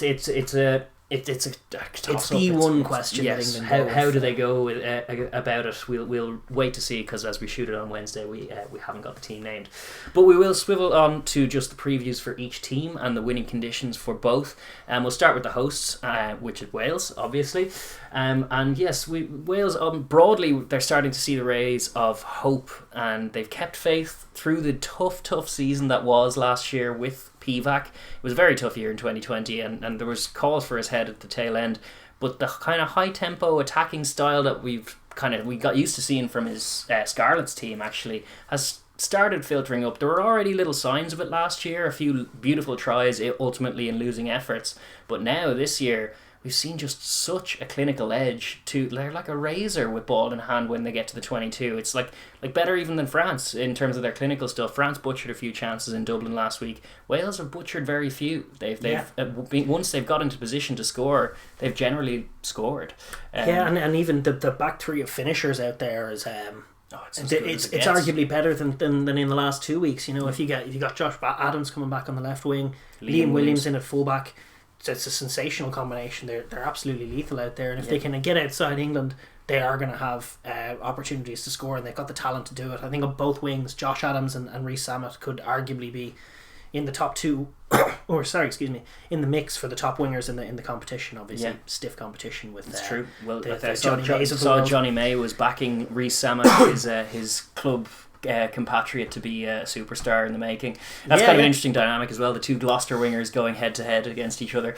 I back the guy with the ball. Whoever is carrying the ball has the advantage over the guy trying to tackle him. It's a fun matchup, isn't it? Because Rees-Zammit obviously playing out on the right and May on the left. That's a fun dynamic.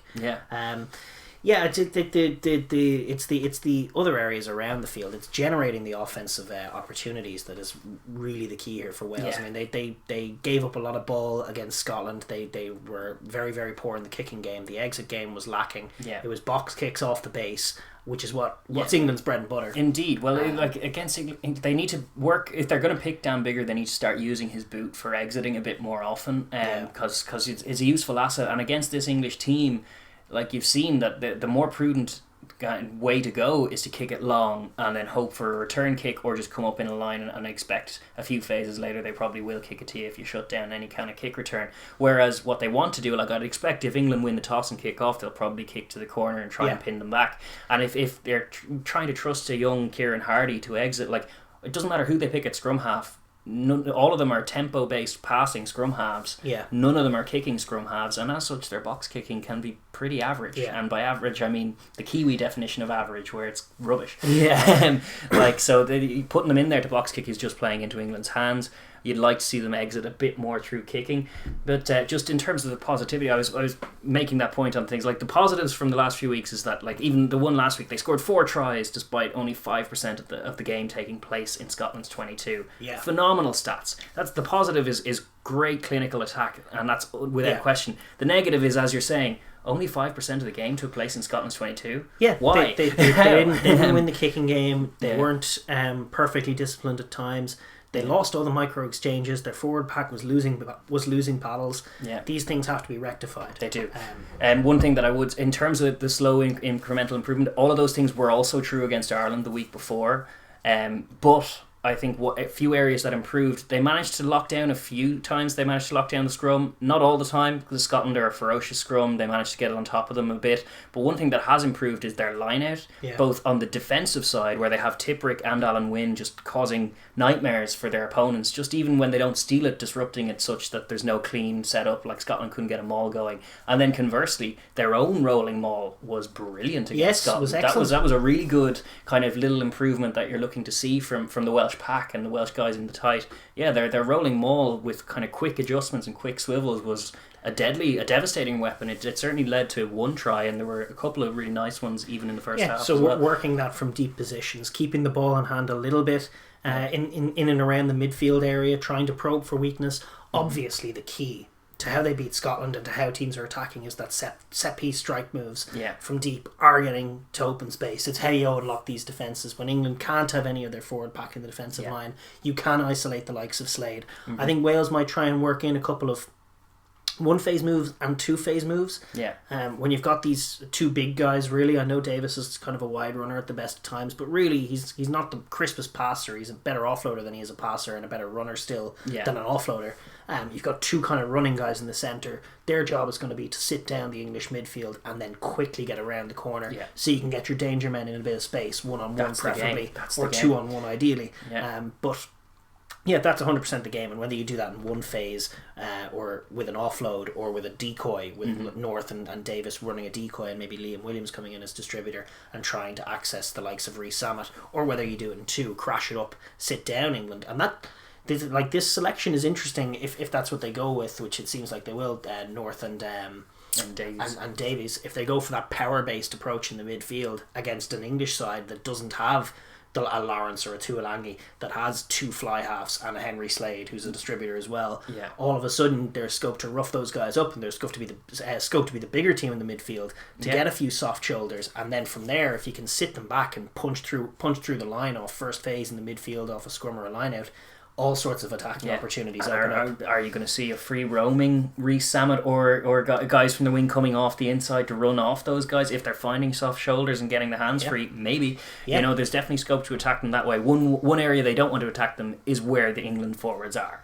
And so from set piece, which is so key for launching off, obviously their line out has been functioning very well. It's been slowly improving. I think in week 1 it was poor.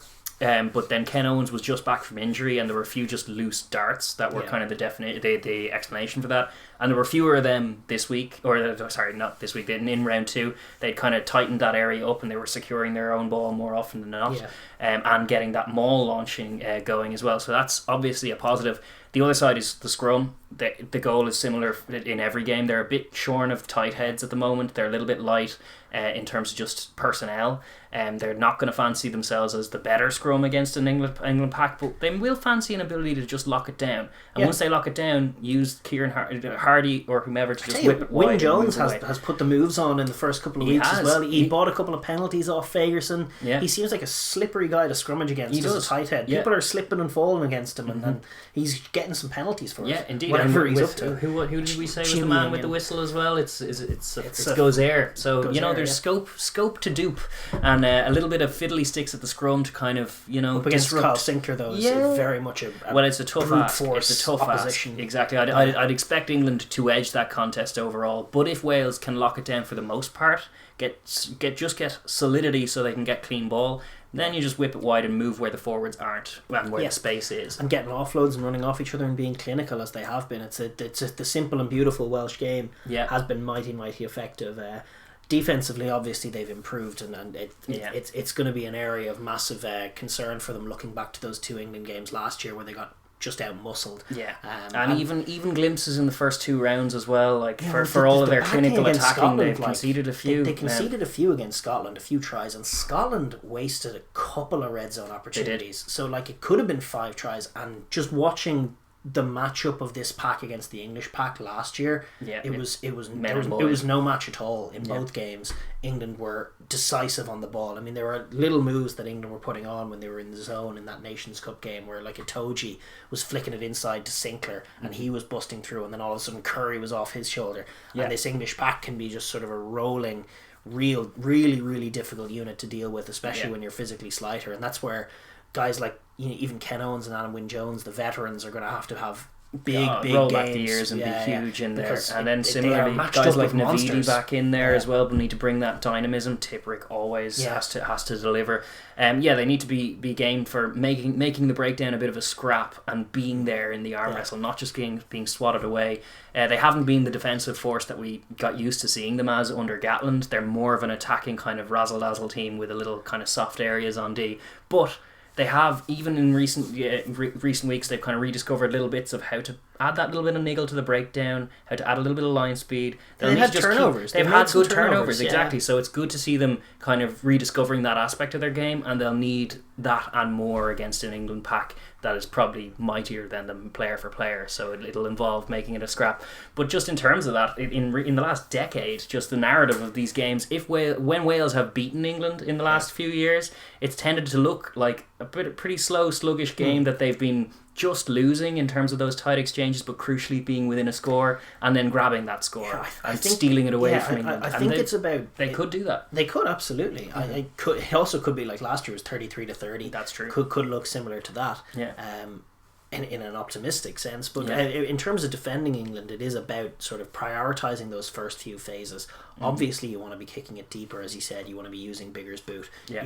You want to be getting a lot of space between your try line and the English offence and making them attack from deep. And from there, they're dangerous. But if they number up as they have been and defend with composure, which I think is the one word that you use to describe, for example, that last defensive set where Scotland were trying to break them down, They did end up getting a couple of goals, but at no point did Wales lose their composure. No, and I think that's true throughout this whole tournament. I think even they've been broken a few times, but they haven't been like completely uncomposed. No, they're always still thinking, and they're always still trying to make plays. Night and day compared to what we saw in the Nations Cup last year, where we were highlighting a few bizarre plays where the defensive line was way out of alignment and there was a massive hole that should never have been there on a few occasions.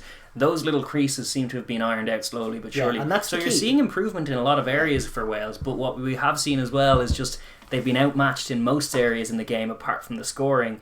Can they now kind of rally and keep they may that need going? it, because England may put an emphasis on clinicality themselves and just be clinical, and then Wales will have to go toe to toe with that, and that's just a serious matchup for them. Defensively it's a mighty task against a mighty pack and a mighty team, and it's going to require some great plays. I think the matchup between Alan Wynne-Jones and Itoje is always box office. Yes, it is. Alan Wynne-Jones, as the veteran, has had a couple of good days against Itoje. But Itoje is Alan Wynne-Jones kind of getting on, and Itoje is not even yet. It's a scary thought. Hasn't even yet reached his prime, but he just seems to be getting better and better. And that's like a kind of an area, like we talked about, that decisive attacking maul. Itoje is the maul spoiler. He is, and he'll need to be on his game for it. But but from a Welsh point of view, they're going to have to get that right. Even Hardy's going to have to be watching. Itoje has to be watched for 80 minutes. Otherwise, it's going to spoil your attacking ball and ruin your clinicality in the last stats. Quarter. Particularly in the last quarter, he comes alive. Like he's already devastating for the whole game, and then he just seems to go up a few runs. What tends to happen is that the man who's marking him, or the men who are marking him, lose a bit of energy, and he just doesn't, and he's still there making plays the whole time. And it's like, if you don't watch me, I'm going to just come through your maul and take the ball and bye. Try maybe just get an offload. He's a sensation. He's a monster. So is vital to Welsh chances. Absolutely. But the equation for them is pretty simple. Stay as clinical as you are. Take your chances. Attack wide, attack fast, attack kind of clean, but also just keep those incremental improvements in all areas, including defence. We've seen incremental improvements from them. They need to build on them, keep them going, and they're still the home team. They're still in Cardiff. It's they're still on for the Grand Slam and Triple Crown. Pull out that little nousy play that makes teams give away red cards against you. You could if Tilt Sinclair is a good one. Tilt Sinclair, wouldn't it be hilarious if this was the game where Sinclair snapped and punched someone in the head? Wynne-Jones Wynne-Jones causing him to slip. Wynne-Jones been the MVP for Wales this year. He's been brilliant. Himself and Rees-Zammit. Yes, and Tipperick has been really good as well. Quietly doing all the amazing things he always does. But I suppose that we will swivel on from Wales and discuss England and their winning conditions, because there's definitely a picture that goes England win this game. We don't even have to look that far in the past to see examples of it.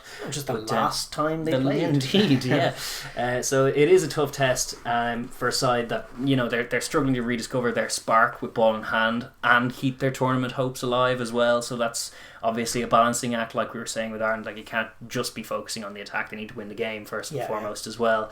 Against Italy, we did see them score those 6 nice tries, and half of them coming for the wingers is much improved on week one's showing, where, as you were saying, they were just kicked everything away, and then Anthony Watson only touched the ball maybe twice and got subbed off at 60 minutes. Compare that to scoring a brace of tries the week after. Just shows night and day in terms of their approach, as well as their quality of performance.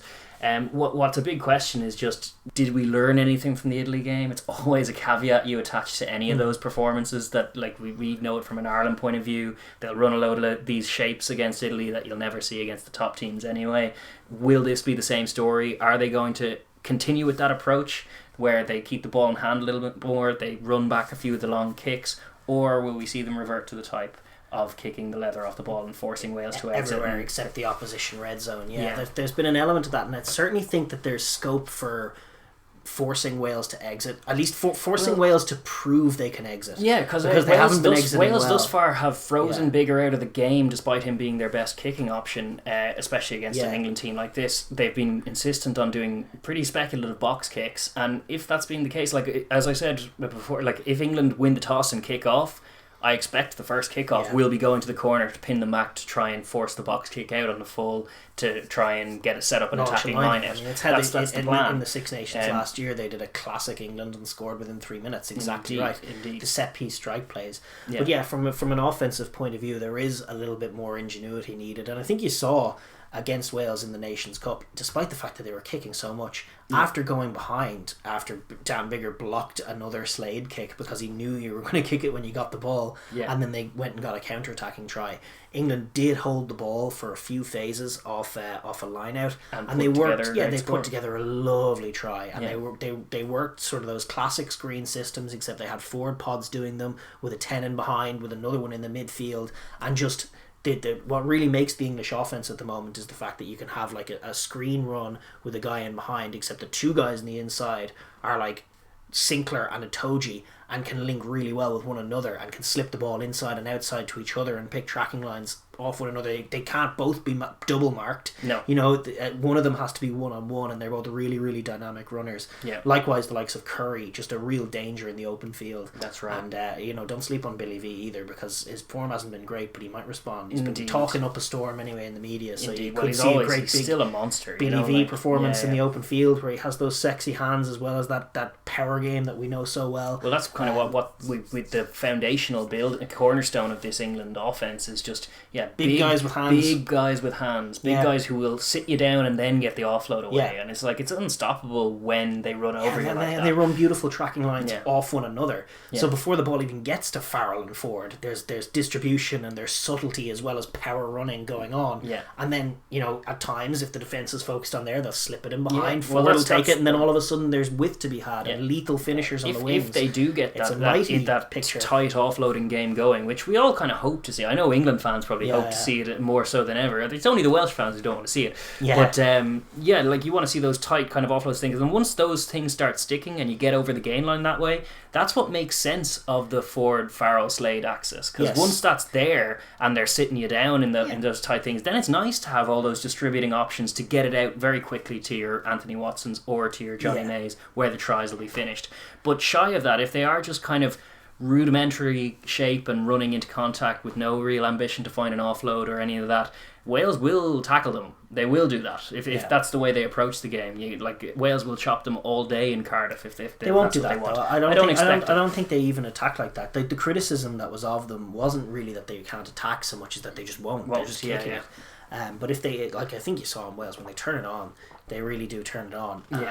The difference is going to be being clinical, obviously, once they're in the red zone, maintaining patience, edging the collisions, and then moving the ball to where the space is for Johnny May tries in the corner. That's right. That's the English picture, always. Yeah, always. And it's going to involve launching off set piece. Launching off the top of lineouts, as we said, is crucial to them. One thing they haven't been able to get going thus far in the tournament, and I noted it because there were a few attempts that were spoiled, was their own offensive maul. They've looked to it a couple of times and not really got it rumbling. There was something about the combination not quite working, so maybe they'll be trying to get that going as a way of kind of countering Wales' strength with their own. They will obviously have to be mindful of Wales' attacking maul. I'm sure they saw the game last week. They'll be aware of the threat. I'm sure it'll be Atoji on that duty, as it always is, and I'm sure he'll do a more effective job of it than pretty much anyone would. So that's obviously a really good battle for both teams, to be honest, but something that England should be aware of. And then the scrum is the other set piece that they should be looking to get an edge on. I think regardless of whether they want to kick the ball or hold the ball, either plan of victory starts with dominating the scrum, and England have a tradition of looking to dominate the scrum, and they have an embarrassment of riches such that they've let Harry Williams, a player of his calibre, out of the squad, whereas Wales are scrambling together to find tight heads. So it's like there's a night and day difference in terms of depth and power in the scrum. On paper, it should be England's to win and England's to dominate, and I think they will be looking to target that. The early scrums will be very interesting. They will be interesting. I don't see them dominating somehow. No, I don't. I just think Wales think so. have that wily way about them. They do, but we're talking about the England winning conditions here. And England's part of England's plan is get on top of the scrum, get on top of these boys at scrum time. Always. That is true. I do think they have a job. The big job, obviously, the big talking point going into this week has been that Welsh clinicality, that Welsh attack that's opening teams up at will, moving to the wide channels, exploiting 3-on-2s and 4-on-3s when they come. Pre-tournament, we were talking about England's defensive chops and that they only concede an average of like 6 points per game for the last year. So if you're looking at a team with such clinical stripes and clinical form as Wales at the moment versus a team with such a defensive acumen as England, they could cancel each other out, or it could just be a very interesting battle all around. It's going to be a fascinating battle, and I think in terms of how you stop them, it takes a heck of a performance off first phase. You look and even off some of those wide phases. You look at like the Rees-Zammit try, where Wales were moving Beard into the wide channels, functioning as a distributing lock. I think the main thing for England is keep your width. Always keep your width. The most dangerous players in that Welsh attack are the wingers. That's who they want to get it to. You can give them a soft edge inside at times. It's not that big a problem. It also gives you scope to maybe attack the pill. But keeping the width and making sure that the option is on the inside as opposed to the outside, forcing as tough as it is for guys to tackle George North and Jonathan Davis all day, forcing them in the inside and making the Welsh offense about those guys as opposed to the lethal wingers is the crucial piece of the puzzle. And then the other one is turnovers. I mean, Ty Byrne got a few against Wales.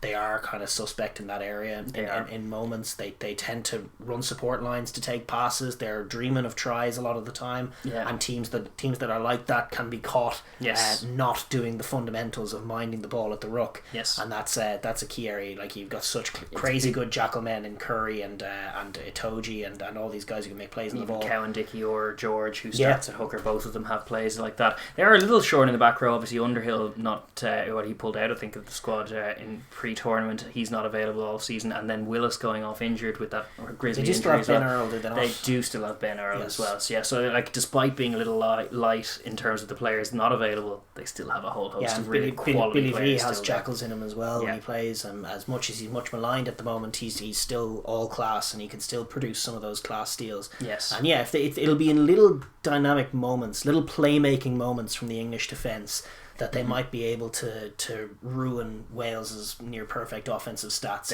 If they can start just making Wales not score when they enter 22, they enter 22 and then you make a defensive play, you make a big turnover, you force a knock on with a big hit. That's going to put doubts into Wales. That's going to be like, oh, this hasn't happened yet. We usually score when we're here.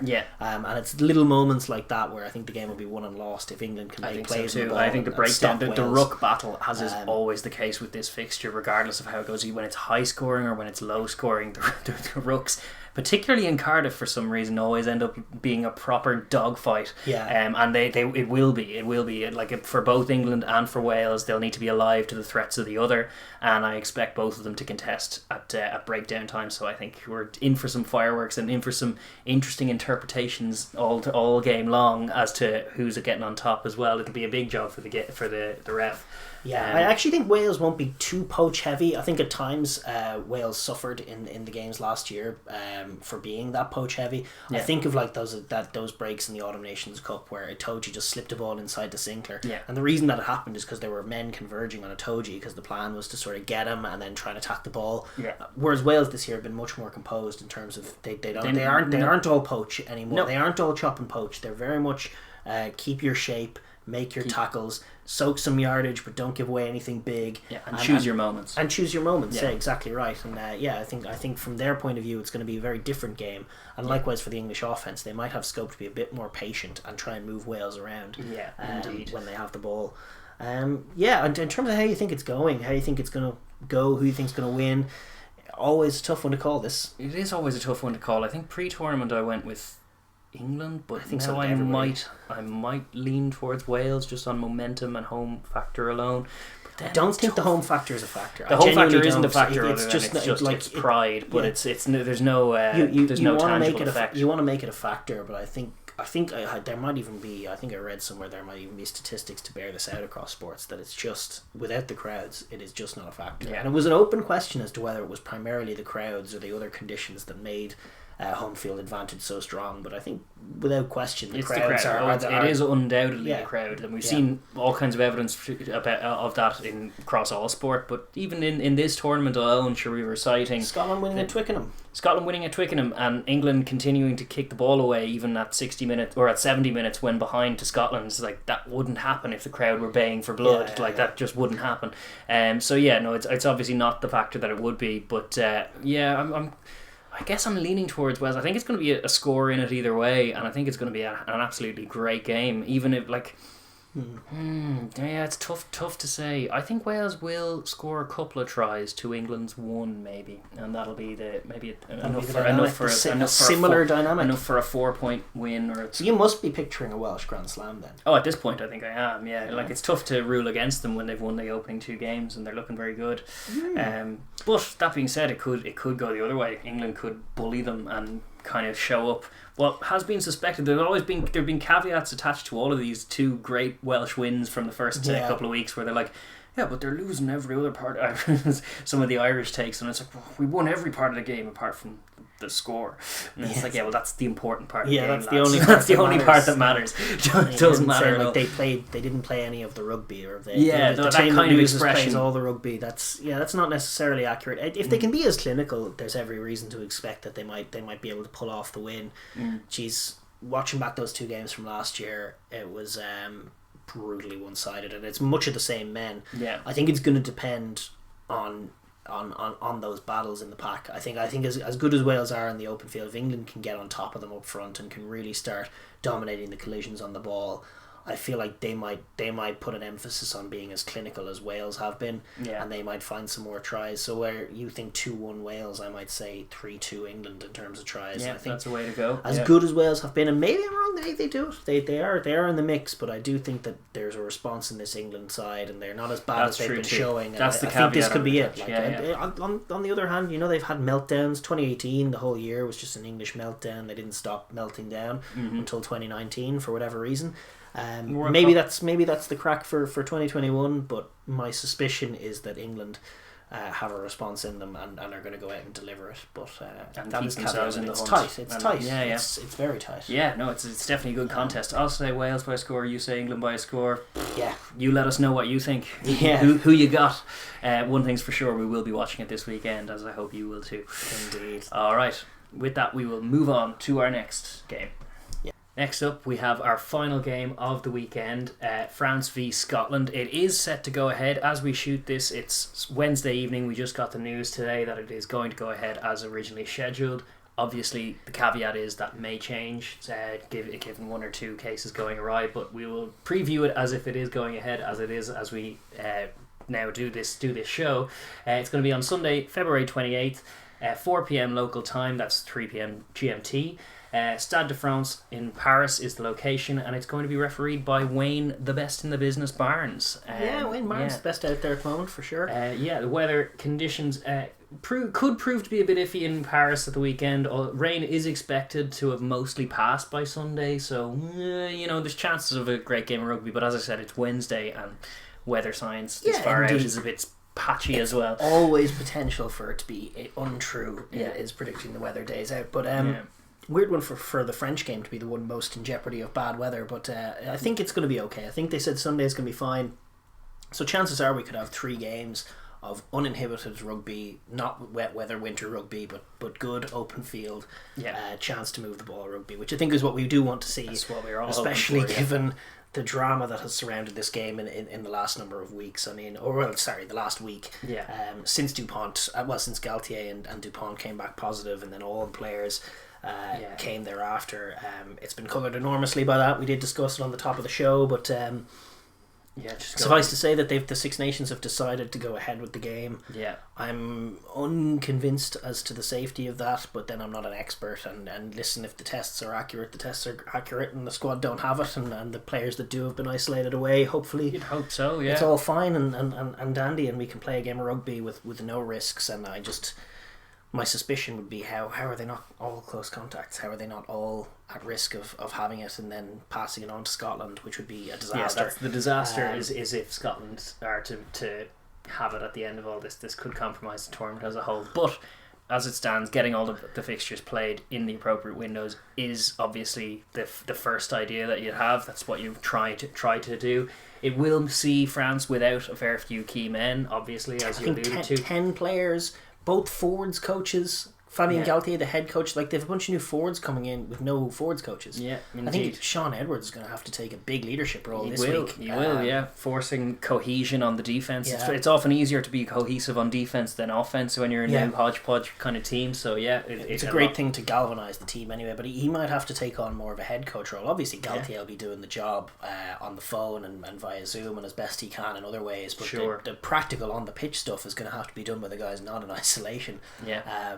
So yeah, it's a huge job for the French coaches that remain, and likewise the new 31 man squad, which has now emerged, shorn of 10 of the top starting players, pretty much to a man, and all the 4 starters. Other staff members as well. Yeah. So it's just it's a weird position to be in.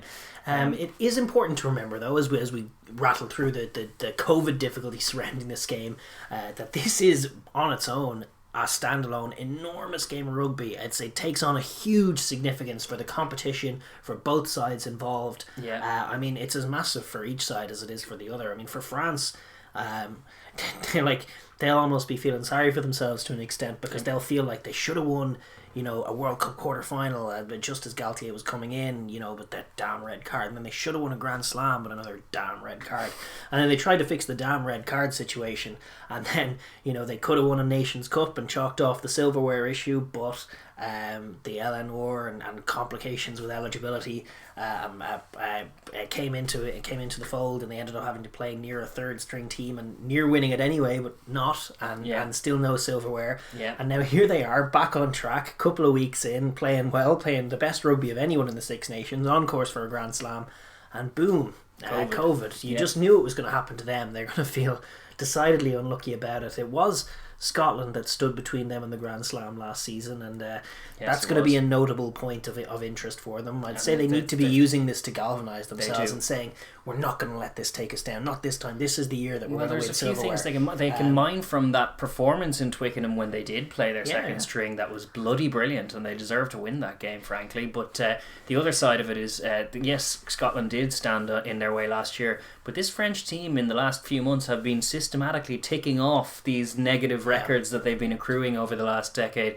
And if Scotland are a bone to pick with Scotland have won the last time they met, that'll be something that'll be key to change. They didn't win in the Nations Cup. That's right. They played each other in the Nations Cup, and Stuart Hogg actually did a Billy Burns before Billy Burns. Billy Burns really kicked the ball dead and deprived Scotland of the chance. So the French did get to chalk that off, but they do. More is the point is that they're on track for a Grand Slam and silverware trophy at the end of all this. That's what they're dreaming of. A loss here would be a very, very frustrating sucker punch. But the same is true for Scotland. I mean, one of these teams is going to come into next week steaming, because for Scotland this game takes on a massive significance. I mean, the victory over England in week 1 was supposed to be this sort of watershed moment for the team, where they finally kind of made the step up and stepped into their potential as a side that's well-rounded. In ways they did. They put together a sensational performance. They outclassed England. They out-physicalised England, for want of a better term. They kicked the ball really, really well. They seemed to have a lovely balance to them. They showed that in elements against Wales, but then just that sucker punch at the end. Obviously the red card contributed, but just losing that game in the second half, a game that they should have won if they were more clinical in the red zone. They would have seen off Wales. They had more chances to put it to bed and didn't. And now they're in this position where they have to go to Paris and win, otherwise they're going to be 0-2 immediately. Consecutive losses after... One, no, I mean... 1 and 2. 0 and 2 after beating England. Yes. Consecutive defeats after winning in Twickenham, which is exactly where they don't want to be, which would be absolutely sickening one and very Scotland at the same time. Yeah. And also possibly the likely outcome, although maybe not now with all the changes. It's a very tough one to call with all of this.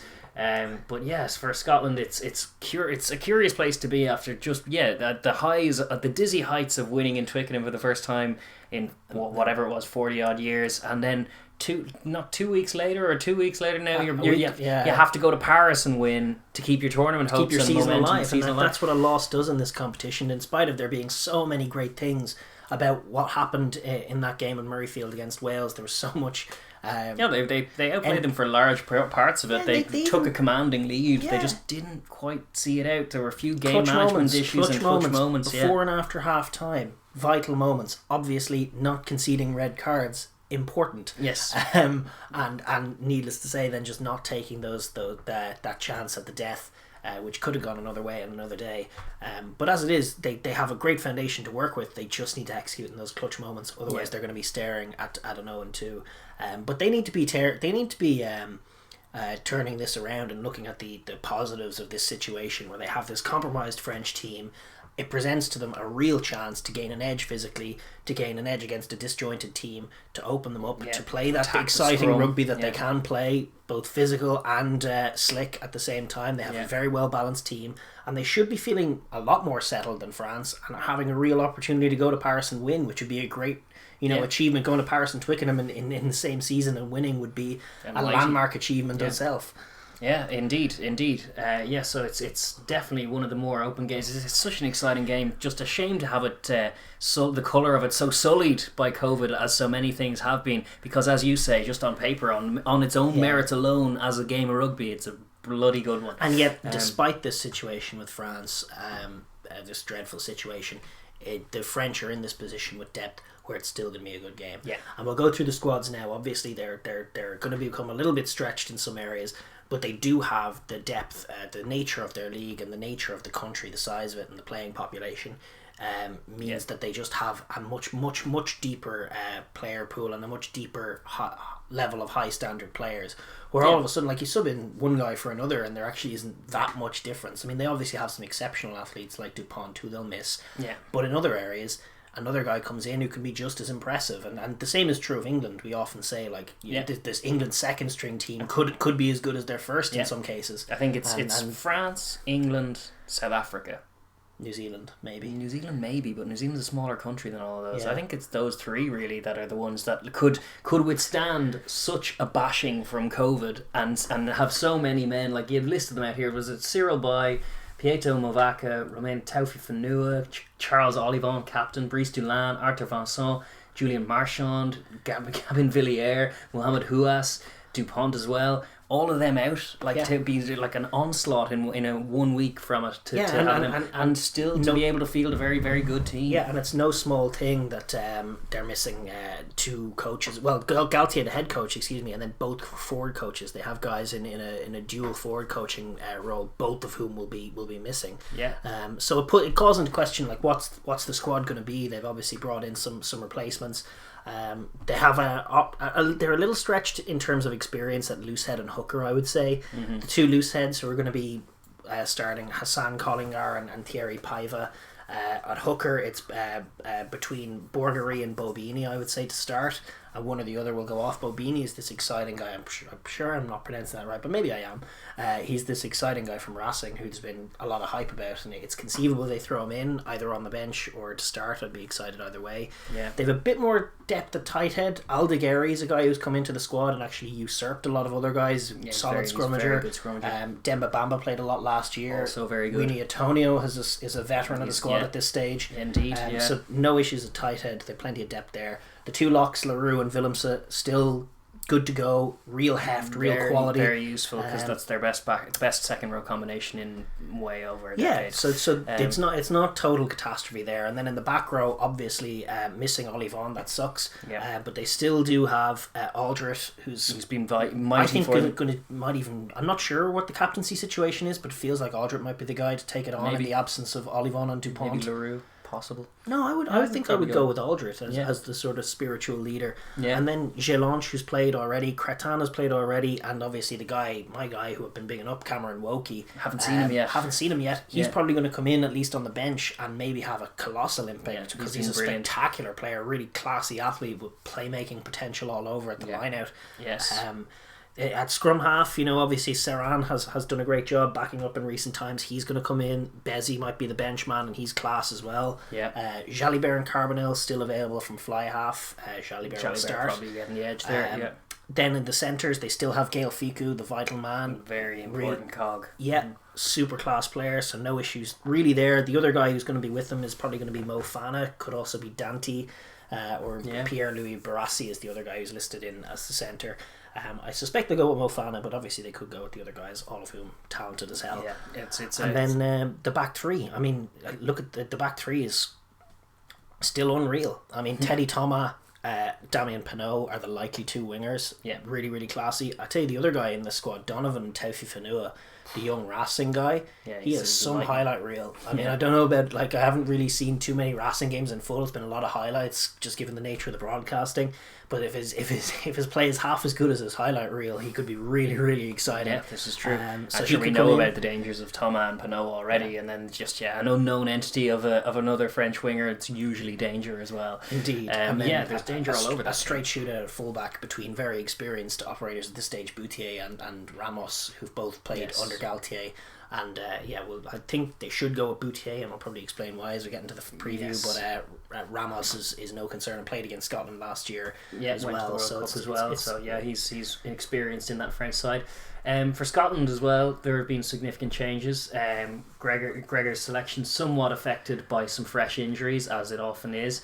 They've brought in an uncapped back row, Josh Bayliss. He's a Bath man. He's joined the squad along with Glasgow scrum half Jamie Doby. Jamie Batty, who's currently with Bath, is back in as well. Worcester Warrior Cornel Dupria. He's got a place in the squad, having trained with the national team since the end of January to help for his return. He's played for them before Cornel Dupria. Rob Harley and Sam Johnson also coming in, along with Adam Hastings, obviously after his layoff. Yes, he's back freshly frosted, tipped. So they actually have some interesting squad selections. I mean, they're obviously missing Zander Fagerson. Maybe not. Maybe he comes out and becomes declared captain of the line. You don't know. Yes, he's negotiating. He is negotiating. But his ongoing debate with World Rugby. But regardless of that, actually, they have huge depth at tight head. They have Nell and Bergen in the squad, which is grand. So they're actually in a great position vis-a-vis their scrum. They've got Sutherland in there. George Turner has been remarkable at hooker. He's been a revelation for them. He's arguably the hooker of the tournament so far. He was their third choice going in. Oh, he's been awesome. He's been absolutely awesome. And at lock, I suspect there's not going to be much change. Cummings and Johnny Gray, who we were kind of mentioning at the start of the tournament, I think they've stepped up in a big way, especially Gray. Yeah. Cummings still throws his weight about, and he does have a lot of it. He adds it in the scrum. He does. Not too much of a playmaker, but he's fine in there. They do have a useful operator, Gilchrist, and a couple of other guys in the squad. Who they could go they with, just have good depth in that guys like Toulis missing out, who's a very competent player as well. I think he's injured. Actually, I think he's missing.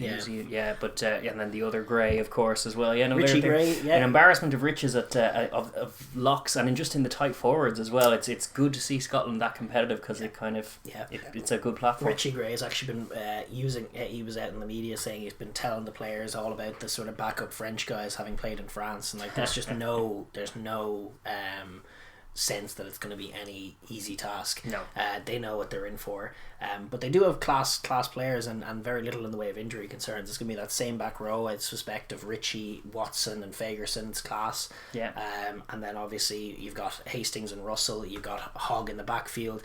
Price and Russell, I mean. Oh, sorry, excuse me. Hastings is maybe a backup 10, actually. Jaco van der Walt could stay in. But you've got Price and Russell, you've got Klaas in the back three, and options on wingers. I think Duhan is on one wing, and then you have Maitland or Darcy Graham on the other. I would argue for Darcy Graham, but they might go with Maitland. Maitland had a class game against England. He did. And then they have an intrigue in the centre. I mean, Harris has been their 13. He's also been opened up like a can of soup a little bit in that Wales game.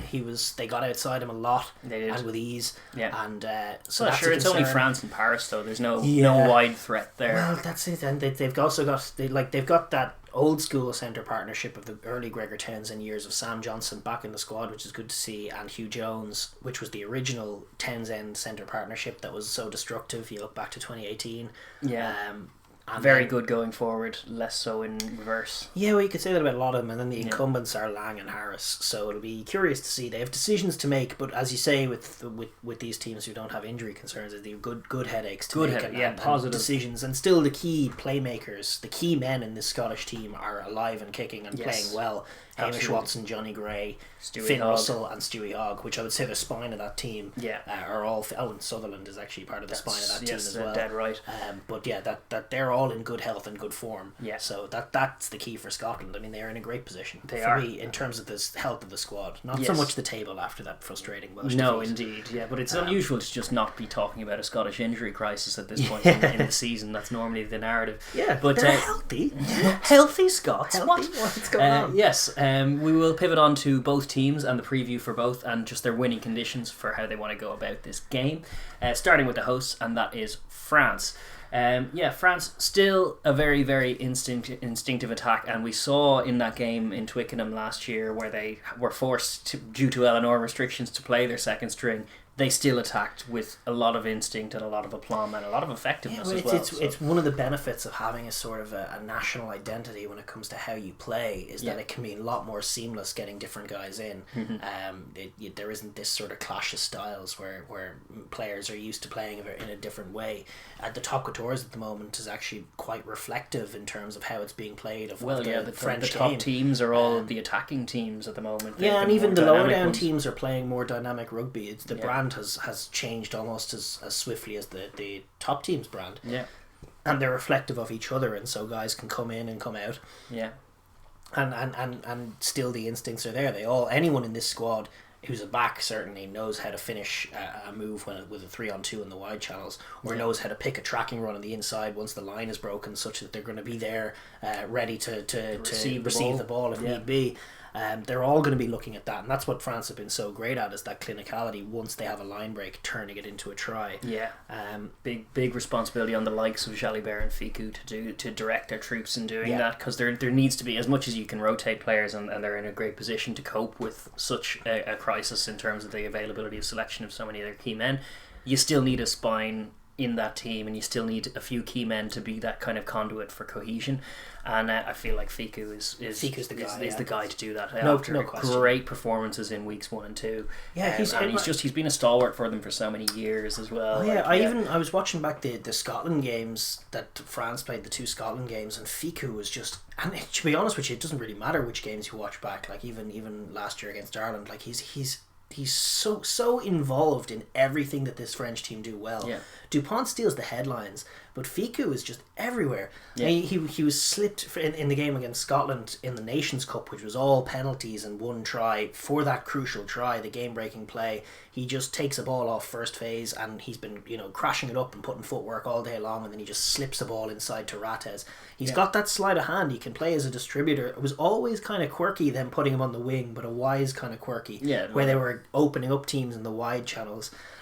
Needs must now, and he's playing in the centre, but there's still scope to probe with him and to use him as a distributor and to sort of ease Jalibert and Serran through the game by just being a linchpin.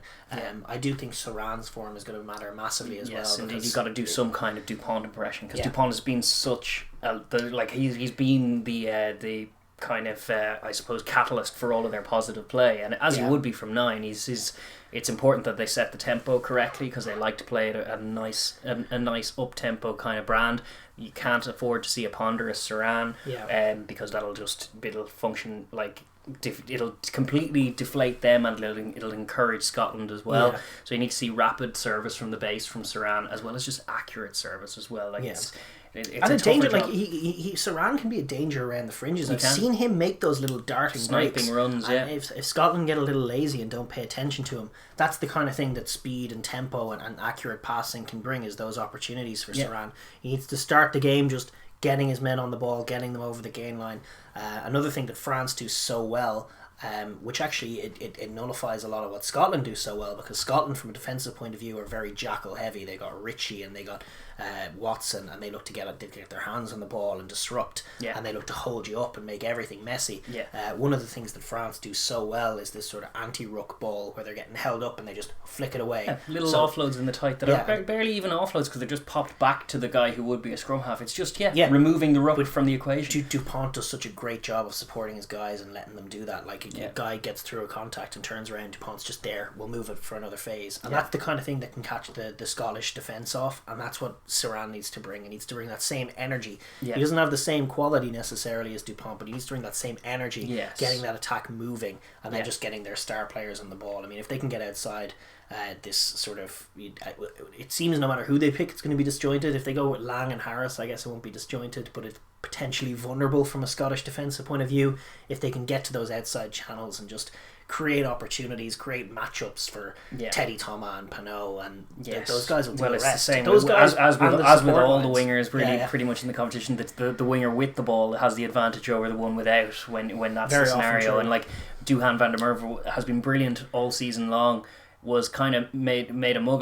Was frozen out of the game in Murrayfield, apart from when he was watching his opposite man run in some lovely tries. So it's like, the same is true here. There are danger men on both wings for both teams, so they'll be looking to access those channels and attack them that way.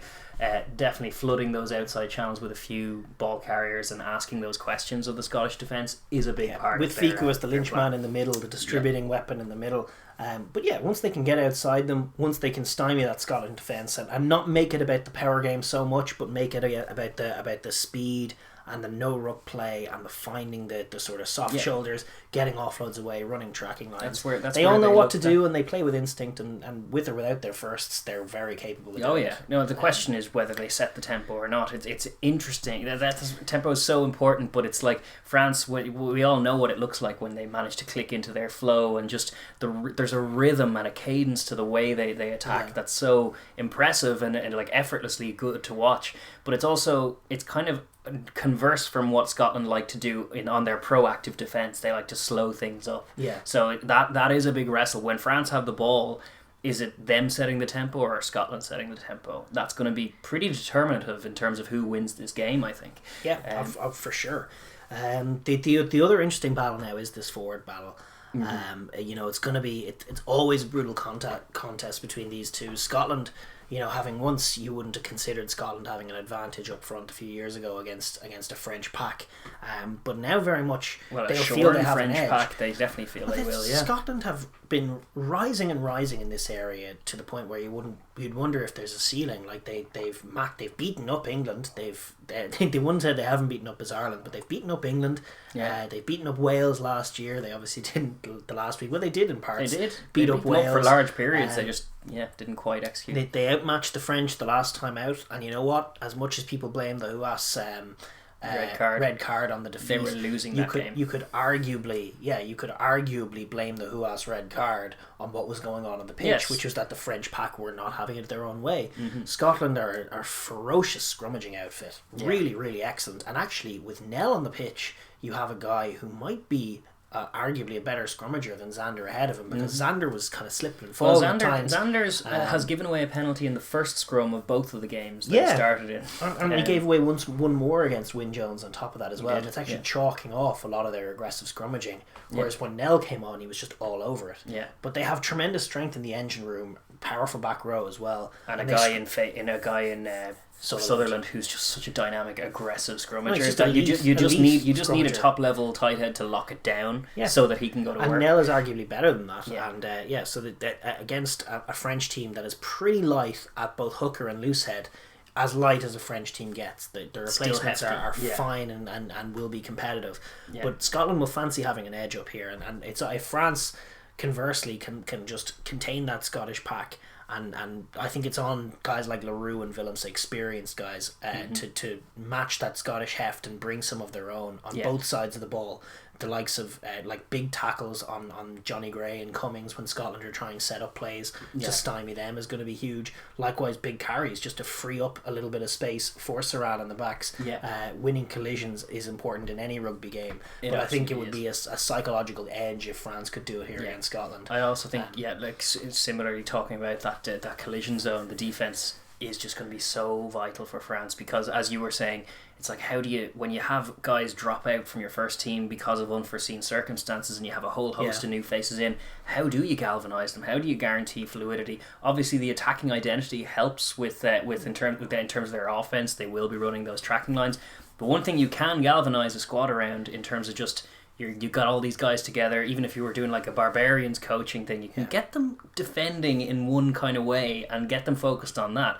And sure, Sean Edwards has been doing that to a ridiculously good extent with this French team. When you look back on that England game again with the third string in Twickenham in the early going when England had the ball in their 22, it was some of the most ferocious goal line defending. It was brilliant. They just shut England and their pack out, and it was the third string, but they just did it with real great timing on the blitz and great tackle technique, and then just a ferocity as well. Proper hunger without the ball. Disciplined ferocity is a beautiful thing in rugby if teams can manage it. It's the perfect storm. That's what Edwards' teams seem to have so often, and that's what they'll be going to mine from, because they were nervous in that at the tail end of that game in Dublin. They were definitely trying their best to lose a game that they had already well won, but it was their defence that bailed them out in the final set by just being that solid, just building a team based on their defensive solidity and identity as a team that will hunt you when you have the ball, where that has just seismically changed, as we've alluded to over the last few weeks, over the past decade of French rugby. That wouldn't be what you'd associate with them, but with this now changed side, you're looking for a few key areas to keep that continuity together. Defensive cohesion is one of them. And what I will say though, in a caveat to that, like this Russell-led offense, it's tough. It's as tough as the French defence has had to play in a while, I would say. And I think it's not far from clicking. You saw like in those moments against Wales when he bust through the line and fed Johnny Gray. And then from there, Ali Price puts an audacious little kick in with his right foot, I think, as a lefty, outside of his right foot to Darcy Graham. And it was just a beautiful heads-up play, fueled by a beautiful line break, which was generated by Finn Russell. And the French do know all about Finn Russell, but it is a genuine task stopping him. And I feel like he's not far from kind of exploding into life as well. There's definitely scope for him to click. So keeping an eye on him is very, very important. And I think it does start with that forward battle. It starts with not allowing Scotland to win the contacts on the inside, just cancelling them out, making it slow. No easy yards for inside carriers, be it Hamish Watson or Johnny Gray, getting those guys going backwards or at least staying still and slow, and forcing Scotland and forcing Finn Russell to play from the pocket a bit more, putting Ali Price under that little bit more pressure, and that makes a world of difference. And then if you can manage to isolate a few runners, then guys like Aldred or something, to timing their steal. It's been a good factor in all Edwards' defences, but including this one, is that they're not competing at every ruck. No. Not far from it. They're shooting out of the line cohesively and chopping, but when it's there, there. Take it. A big steal in a big moment is vital, and Aldred managed to pull a couple out against Italy, which really did. You could feel it hurting Italy. Scotland are not Italy, but it's still a dagger in your heart when you're attacking, laying siege to opponent's line. You concede a penalty. It completely relieves the tension entirely, relieves the pressure, and it kind of slaps you in the face. You need to recover from it. And Scotland couldn't, as you were saying, because they beat England in Twickenham in round one, and then lost by in the narrowest of margins at home, and now they have to go to France and win. It only takes a few of these moments to snowball before you can start feeling sorry for yourself on the pitch, and that's definitely what from France's point of view, that's what they want to inflict on Scotland, is to shut down that offence with their aggressive defensive play, try and match them, and maybe even get their own punches in at set piece, and as well as get their own offence going. They want to kind of bust them up and beat them, and then demoralise them over the 80 minutes. The first phase defence off set piece is an interesting one though, isn't it? Yes. Scotland will ask questions. When you look at how they got that Hogg try, where they got not the Hogg one where he just ran through two players, but the one where they just used Finn's passing game, got really wide really quickly, and Hogg puts a probing kick in behind, and it ends up being a score. Yes, that's an interesting one, and I think dealing with the Russell game, the instinct as a defensive team is to just get in his face, and you've seen it work early in this tournament where he tries a grubber, or he doesn't like what he's seeing and he just tries something that's not on and gives the ball away. And then the risk involved in doing that is just leaving space in the wide channels or in the backfield for him to get runners on and maybe concede a 7-pointer.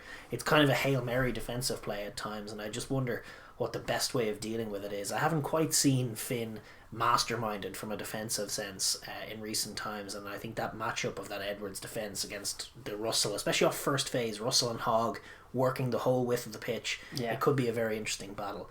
And the other area that they've been dominating Scotland is the kicking game, and that's an interesting battle. That's why I'd say you pick Boutier is because of the boot that he has. You need to chalk off. Hogg is putting in these magnificent spirals and pinning teams back and controlling where the game is played. If France go for a guy like Ramos, they're not going to have that kicking option. Whereas what this game could develop into is the battle of the spirals. If Boutier comes in and he's bombing it back for Hogg to bomb it back, which one goes out on the full first? From their own end zone. Dead. Exactly. But I do think that you need to fight fire with fire in some sense against a Scottish team that has controlled the territory in both their games so far. I think if you can inflict a bit of territory game on them, force them to exit and force them to work their way back in. I think that's definitely. I think part of it will be trying to take them on at their own game. I think they will be looking to maybe nick one or two scrums as well, trying to all of this kind of stuff to try and upset where Scotland think they're strong.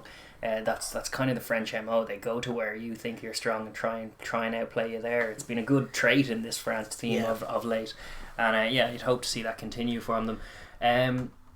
Is there anything else from French point of view? We more or less talked to death out of the French preview. French outlook.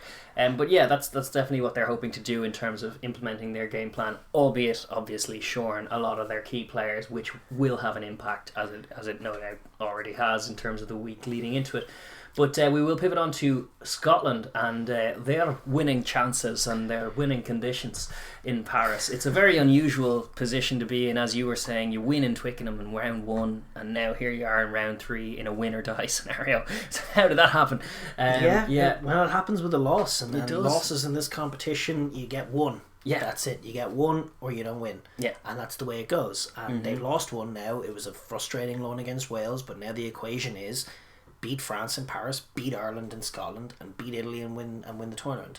Otherwise, you're kind of still stuck in the mud. They're coming for Scotland for sure. But they want to turn all of this good play into wins. They do. Like, that is the key. Like, because there's so much good about what they're doing all over the pitch. Scrum, line out, defence even is improving. Breakdown now. Breakdown, sensational. Clinicality getting better and better and better. Tackle Danger technique. men on the wings. Brilliance in distribution between Hogg and Russell. I mean, it is as complete a team, as well balanced a team as they have had in my lifetime, for sure. And maybe, I mean, I was a young man in the 1990s, I'm sure 1999 and there were some good Scottish teams.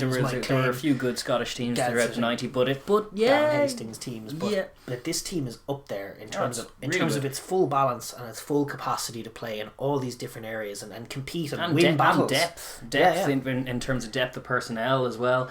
And a world class 10 in Finn Russell. There's an argument to be made that they should be close to the complete package. They haven't quite strung it together. That's because key moments. This is my thing. Like, it's just game management in key moments, finding themselves meandering from an attacking situation all the way to a defensive situation and conceding a try after conceding multiple butchering an offensive situation, conceding multiple penalties, ending up in a defensive situation and conceding a try in the 3 minutes before half time is just a chaotic sequence of events that you cannot do. They need to make plays in the right moments. I mean, it's one of the key things that the All Blacks have, and in some ways it's an intangible, but it's arguably the most tangible thing, is just being at the right moments, striking at the right savvy. Moments. And that's what makes the All Blacks great, is because when do they score most often? Just before half time and just before full time. Just in those key moments. That's when they put it all together, and that is when Scotland are doing the opposite. Falling apart a lot of the time, which is a problem. They started the second half being given a chance by Wales to go and get a score, and then they did this crossing over the line. And they still had a lead, but it was a big moment. They got over the line, they should have scored, the game should have been to bed right then. And then what happens? Wales play their way back in, and all of a sudden they find themselves behind and a man down and the game is gone. And it's just in little moments. That is the key work on for Scotland, because I really don't think they're far away in any other area. I think they can match France in pretty much every area across the pitch, and perhaps even surpass them in certain ones as well. So places like set piece and stuff, they can fancy having a crack. Even the kicking game has been sensational. Even the kicking game has been sensational. Yeah, no, you're right in saying what is the big work on is just that intangible thing of just being a bit more clutch and a bit more savvy at the right times, when to kick, when not to kick, when to attack, when not to attack, how, and it is intangible because it's tough to discuss, just tough to break down. But it's just simple terms like clutch. I'd love to get a coach's definition of why it is that the best teams strike in the right moments, and the right moments are very clear in and around that half-time moment when you can just turn a game around. You saw Wales do it last week, and you saw Scotland do the opposite, as you say. But as you say, it's hard to define, and it's hard to find an obvious reason. Why do the errors come right now? And clutch is perhaps as good a description of any of it. But Scotland need to actively, with minutes to go in the half, consider where they are, keep calm, focus, and just don't give anything away. Don't be giving up scores just before half time, especially if they've worked a lead. It is killer, and they do it a lot. They do. They did it against Ireland in the Nations Cup as well. They built a lead, and then before half time, it all fell apart. And that's I don't know why it keeps happening. It's a damning indictment of a thing, because it's the worst part. Like, as you say, on paper, you're looking at a team that should be there to compete with any of these teams, and is a lot of the time. Is like competing with is exactly what they're winning games and then throwing them away sometimes, which is a big problem for them. But just to go into some more specifics with it, obviously, a bit more clutch and a bit more bottle from Scotland is definitely needed to see out a victory in Paris. That's just a given. But how would they go about it? We kind of know what to expect. Like, it's a disjointed French team that they will be facing. You want to get after them. You want to be in their face on both sides of the ball. You want to carry hard and physical. The guys like Hamish Watson, the way he carries with such destructive vigour and stuff. It can break a game. He's a game-breaking playmaker. Exactly, And they have a few of them. They and Richie as well, and even guys like Thompson who can come in. I'll tell you, Matt Fagerson's been sensational. Matt Fagerson's been brilliant. He's been brilliant. By far the best of the Fagersons so far. Poor old Zander. We're piling in on Zander of this podcast, but Zander's going to appeal that comment. He might even start this weekend. We'll see. He's been brilliant from number 8, barnstorming carrier as he is. And then you have guys like on defense, the contribution of Richie and stuff can't be overstated. Where they just I even think Johnny Gray has been awesome. Johnny Gray has like where last year Scotland were putting it together and he was playing well. I actually think he's taken it to another level the first 2 weeks this year. He's been everywhere. His tackle count is consistently massive. He's getting on the ball and just making dominant plays, as well as just those work rate plays where you're racking up stats. Like there are some players who just rack up the stacks. They do. But I actually value more the capacity to make big plays. And Gray is making big plays out there. Yes, indeed. That's the one thing that stats just don't quite reveal, do they? It's like some tackles are better than others. Indeed, and some steals are vital. Whereas it's like he only made 4 tackles and 1 turnover in the game. He must have played rubbish. It's like, but the 4 tackles he made saved a try, and the turnover did the same. It's like, it totally depends, but I definitely think they're putting it together. I think from a tactical point of view, it's interesting in terms of how you want to attack France. I mean, we saw Ireland see some great success early doors, dominating the territory game. They did it with bombs. Scotland would be more likely to do it with those deep spiral kicks from Hogg, and also some good Russell kicks in behind. But you saw Ireland basically dominate the territory game, setting up a load of red zone offences and huffing and puffing, and as Ireland do, and only came out with a 3-0 lead and then got counterpunched up the other end. If you have the ball in the middle of the field, kicking it to this French team to try and put pressure on them and dominate the territory game doesn't feel like the right approach, because I definitely think kick from deep, kick deep from deep, if that makes sense. Get your Hogg spirals, get them in a bit of space, launch the ball as far down the field as you can go, and then France in all likelihood are going to kick it back to you. There is danger on counter-attack. Your defence is going to have to step up. You still need to chase the damn kick. But make them play out of their own half, and then when you have the ball around midfield, if you can work better long range kicks, which Stuart Hogg is just a magnificent proponent of at the moment, if you can work great long kicks, pin the French back, force them to exit back to you, and launch from in and around the middle of the field, I think you're better off. But I definitely think they should limit their kicking from the middle of the field. Yeah, I think so too. Not just because it's ugly to look at, but because France don't concede tries from the red zone. They're so miserly in the red zone. This Edwards defence just shuts down the space. Yeah. Where there's potential to attack them is when you can use the whole field. In the middle of the pitch, if you have a set piece or even a multi-phase attack, you can move them around, you can work that pendulum, you can find weak spots, and there's no one better at finding space than Finn Russell. If he gets a moment, if he spots a weakness in the French defence, it's much more likely that they open them up from around the halfway line than it is from 5 metres out. That's probably where true. They have, like, Scotland were more clinical from midfield attacks than they were from red zone attacks. Yeah, the last it's time easier to attack now. There's more space. They scored on the more field. tries. They scored more tries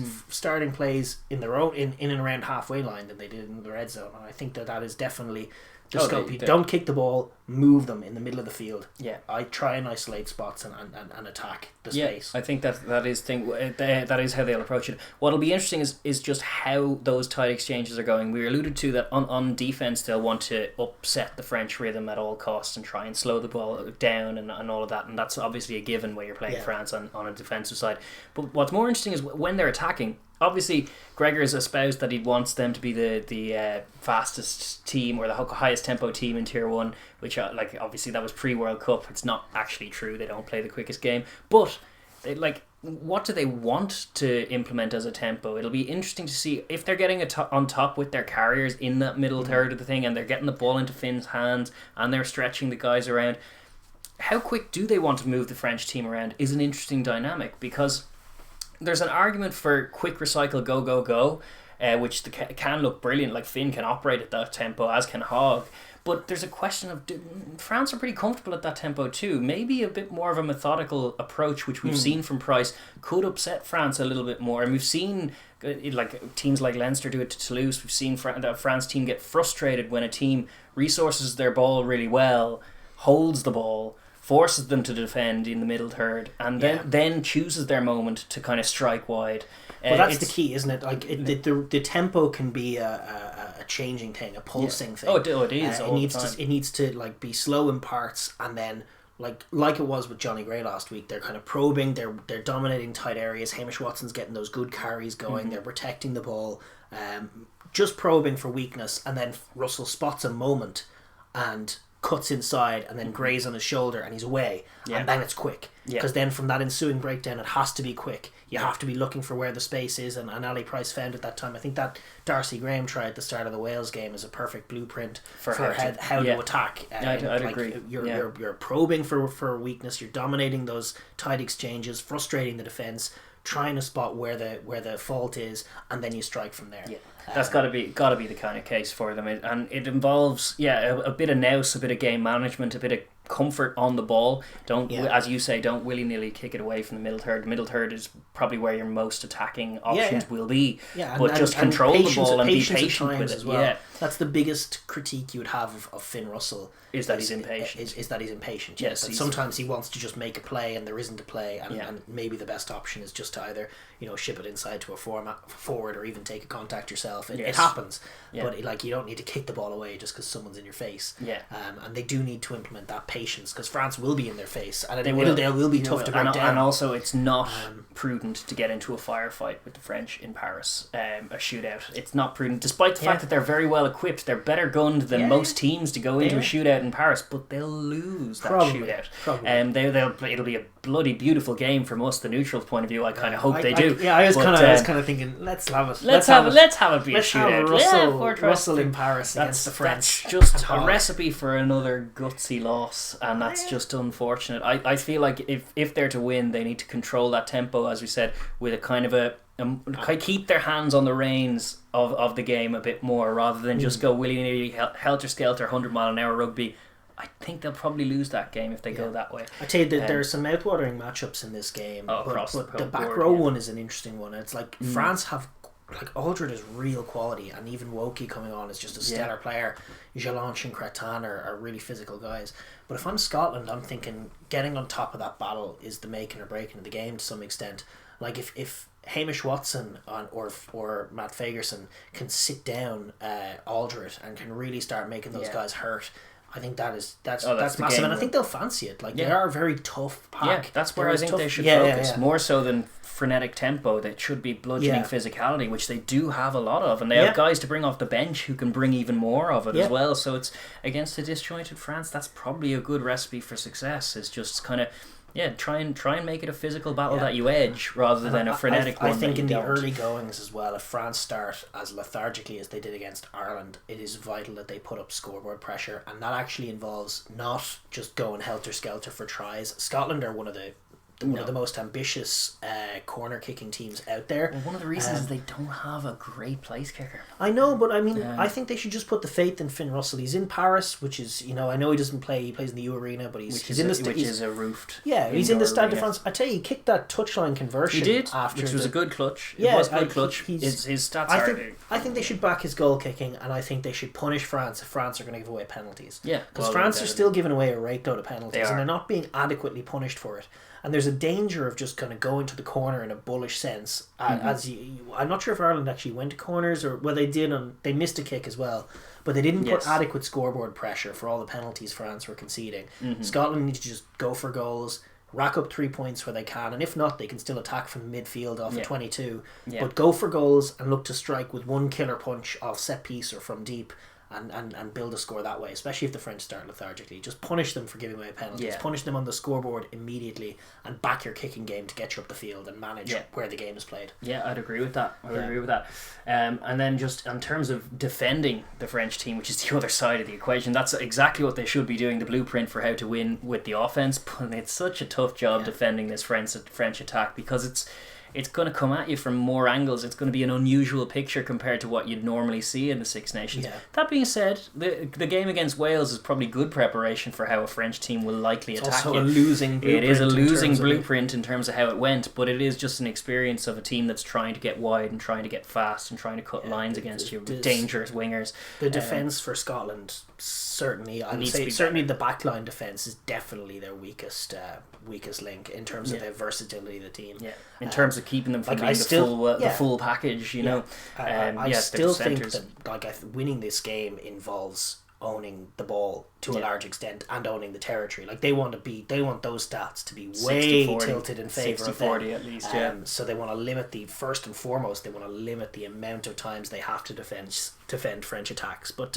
we all know in a game of rugby, attacks, you're not going to get through the whole game without having to defend an attack. Indeed. It's going to come, as it did against Wales, and they were not up to the test. No, they were not. On that occasion. Langan, again, the outside was being found far too easily. First phase, exactly. That is just a huge concern, and it's like we were saying, it's the reason Hugh Jones there's no room. But Harris was opened up. Harris was opened up. He's there for, in theory, defensive robustness, but there's a reason Hugh Jones can't buy his way into the team, and it's because he's not a very robust defender. And it's like it's tough. They haven't really landed on the combination. The best combination they landed on was with I think Sam Johnson and Harris. I actually thought, as far as defensive defensive security coupled with attacking threat and kind of distribution, I thought it was the best balance. Man, what a shame it is that Redpath got injured after that stellar performance. It's just such a kick in the teeth for the Scotland and their centre woes. Indeed. They still haven't landed on what the actual answer is yet.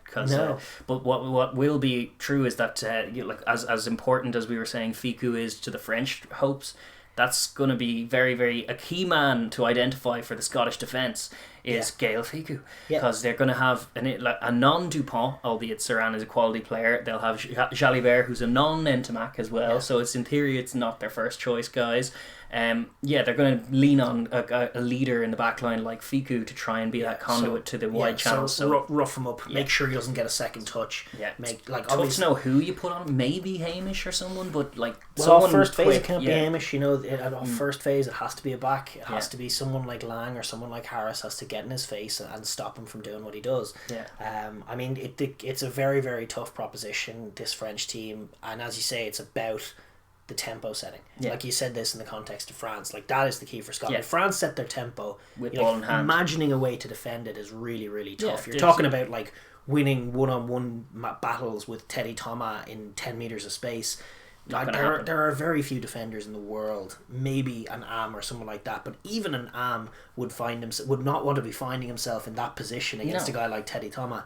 You can't have it. Yeah. What they have to do is frustrate them around the fringes, and they're without Ollie Vaughan, they're without Dupont. They have to frustrate them around the fringes, and you have to kind of go all in on the disruptive physical defending around that area. Make sure that contacts are slow. Make sure then they do a great job. Make sure of the this. ball gets wrapped up rather than offloaded. As we were saying for France, it's about the anti-ruck play. For Scotland, it's the opposite. It's about the ruck-inducing play and then the ruck competitive play. It's trying to create those 5, 6, 7-second rucks that the French are going to have to deal with and be infuriated about dealing with, because they're only dying to get going and get wide.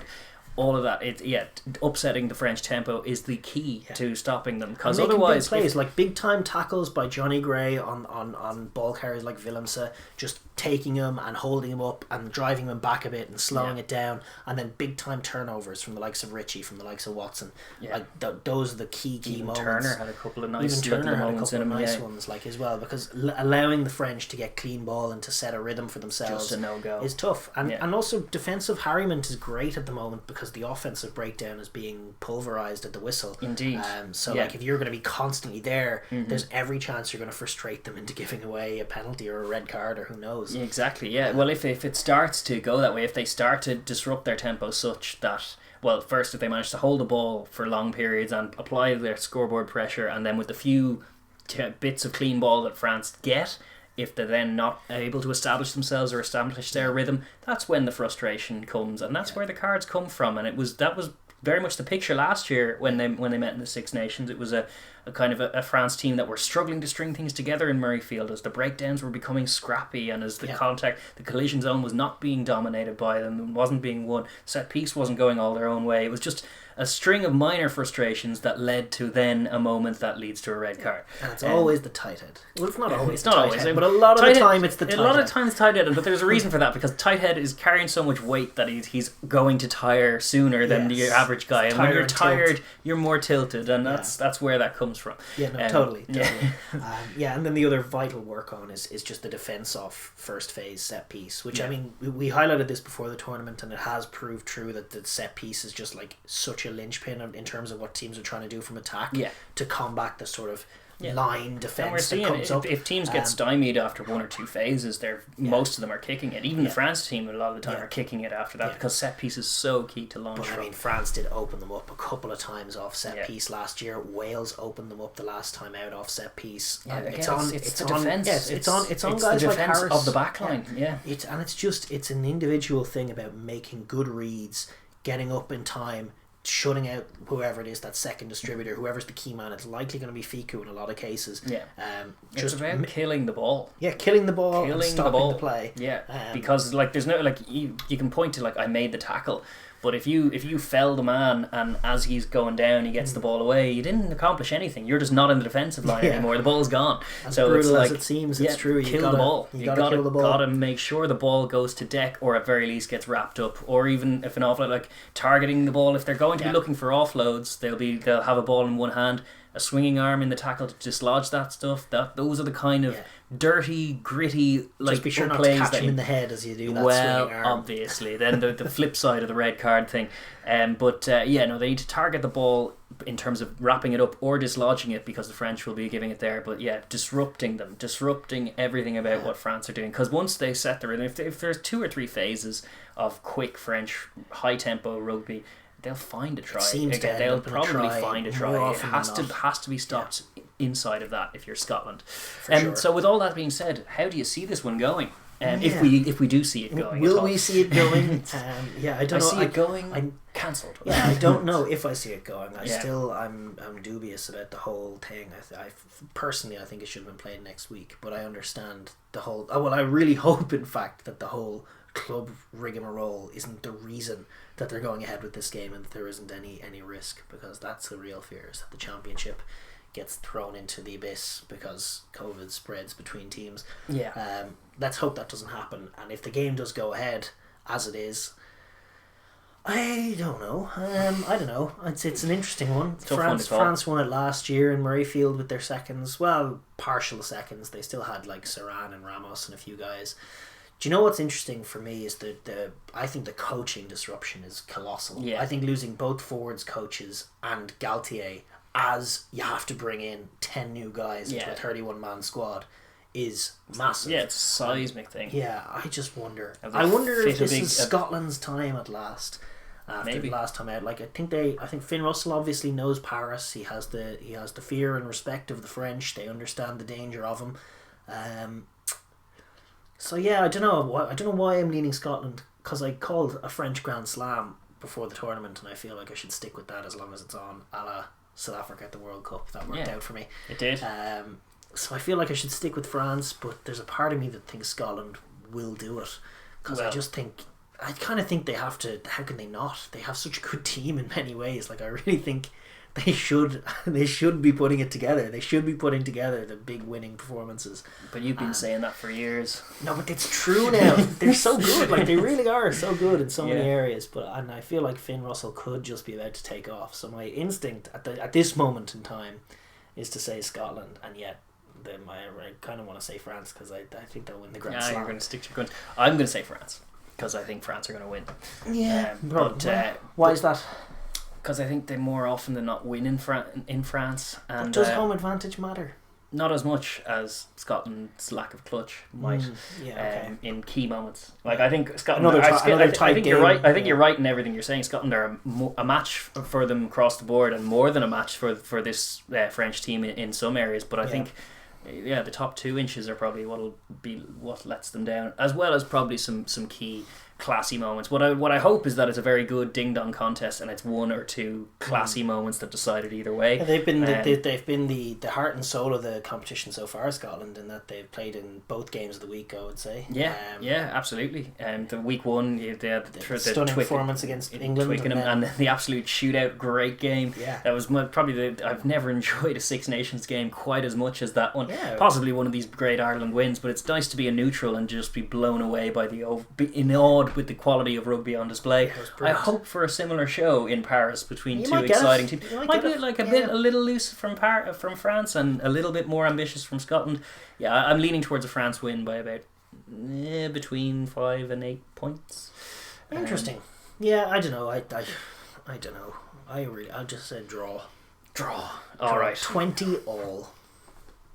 What, no. You're saying the game doesn't get played by COVID and they called it 20-all draw? No, I'll say, you know what, I'll say 23 each. 23 each? Yeah. As in 23 players in the matchday squad? No, 23 points each. Actually, it's quite unlikely to score 23 points, isn't it? Yeah, it's very weird. 3 kicks. Yeah, it'll go 9-all.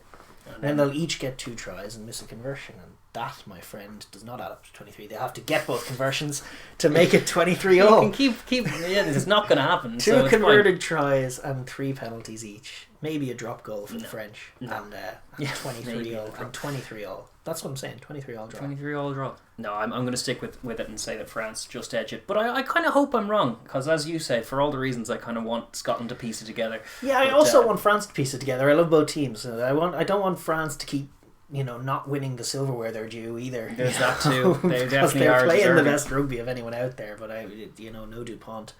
These things could be bad. But listen, it's a great weekend of Six Nations rugby. We're thoroughly looking forward to it. Absolutely. Here's hoping it goes ahead. No issues, and we just get a fantastic week of great rugby as we did last weekend. And really, the Six Nations has delivered on all counts so far. So we're hopefully not going to let a bit of COVID disruption take the tournament down. No, hopefully not. Yeah.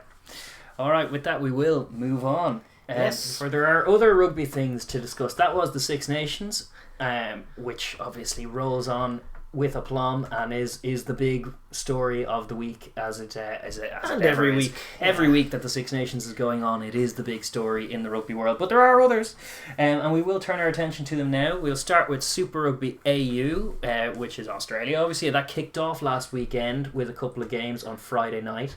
It started off with the Reds hosting the Waratahs, where despite the Waratahs starting with a nice Jake Gordon try on 3 minutes to go 7-0 up, it finished 41-7 to the Reds, who looked mighty impressive. Reds looked great.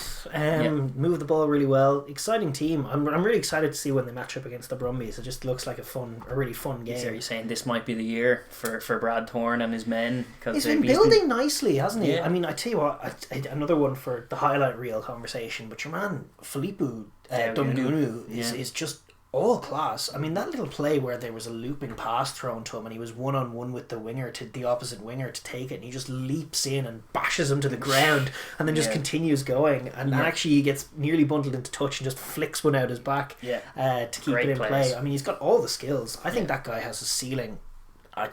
No ceiling. He could just go. He could become the best player in the world. He looks that talented. He does, and he was exciting in the Tri Nations when we saw him last year. Yeah, a few of them. Yeah, he's got bags of potential all over him, and he's not the only one in there. You have Jordan Bataya, who's moved out to the wing, but is still a danger man as well. Yeah, it's interesting to see him out there in the wing. I kind of get it. Well, he played a couple of games, or he played a game in the World Cup on the wing, didn't he? They like Paisami in 13 as well. That's the thing. They want to incorporate as much as possible. I don't hate it as an approach. No, Wallaby rugby should be attacking rugby, so The only addendum I will say to this game is that 3 of the Reds' tries looked like forward passes. They did. Yeah, it's from James O'Connor. Pass. They looked very forward passy. But I guess in Australia they just forward pass play on. Yeah. It's our favourite ruling in rugby at the moment. It's the old forward pass play on. Yeah. That's one of those forward passes that we just play on for. Yeah, because it was a beautiful try. James O'Connor is looking good at 10, but he does need to work on getting his body sort of more square when he's passing the ball inside, because when he's running on the outside and passing back to his inside, he's just letting the ball drift forward. He's kind of getting away with it, but he needs to turn his body square and get the ball across, otherwise he's going to pass it forward more. It's kind of thing, Test rugby, they'll pick it up. That's the kind of thing, we always gripe about, even more close to home, we look at Munster concede a great load of penalties that don't get given in the Pro 14, and then you're like, oh, well, in the Champions Cup they're going to be called for all that nonsense, and they ultimately are. Similar story here, but with a different kind of thing. The forward pass thing, maybe on the opening day of the season they might let that run, but if it's probably cup final time, or if it's in the post-season with the New Zealand teams, you're gonna be picked up on that kind of stuff. Yeah, for sure. So they you just need to be mindful of that. But by and large, the Reds looking class. Absolutely, very exciting. And conversely, the Waratahs looking tame and rubbish. They're young. They're not going to be on the level of the Brumbies and the Taz and the Reds. I think it was a rough game to start. It was Suncorp. I know it's New South Wales against Queensland, and they like big that dynamic. But at the moment, it's just a terrible matchup for them, and it showed. Yeah. The other game was a bit more fun. The Western Force back with the Sea of Blue in Perth was awesome to see. Yeah. They were not bad by any stretch, but they certainly were much improved on last year, where they were 0-8. It looks like they probably won't be 0-8 this year. They have a bit more hustle about them. They have lots of endeavour. They do try. They've recruited a bit more quality as well. Yeah. In key area, they've just. They had no quality of the caliber last disappointed. I was a lot disappointed, in fact, with Kieran Durrani. I felt like him coming into the team, you would have felt like a bit of impetus in the midfield, and he didn't add much. Like their attack, the story of the first half was their attack looking blunt, and then the Brumbies' attack looking class. Right. And that was the difference that ended up telling throughout on the scoreboard. Finished, by the way, Force with 11 points to Brumbies 27. The Force had a lot of chances to add more points to that, and actually they were hard done by the ref on a few occasions, but generally speaking, one side looked fluid and full of great tempo and threats, and the other side were working for every yard. And that was kind of the story. I did enjoy actually the performance, selfishly, of Rob Carney, our homegrown son, who we watched for years as season ticket holders in Leinster, and he played great. He was super solid as always, class under the high ball, had some great kicking contributions.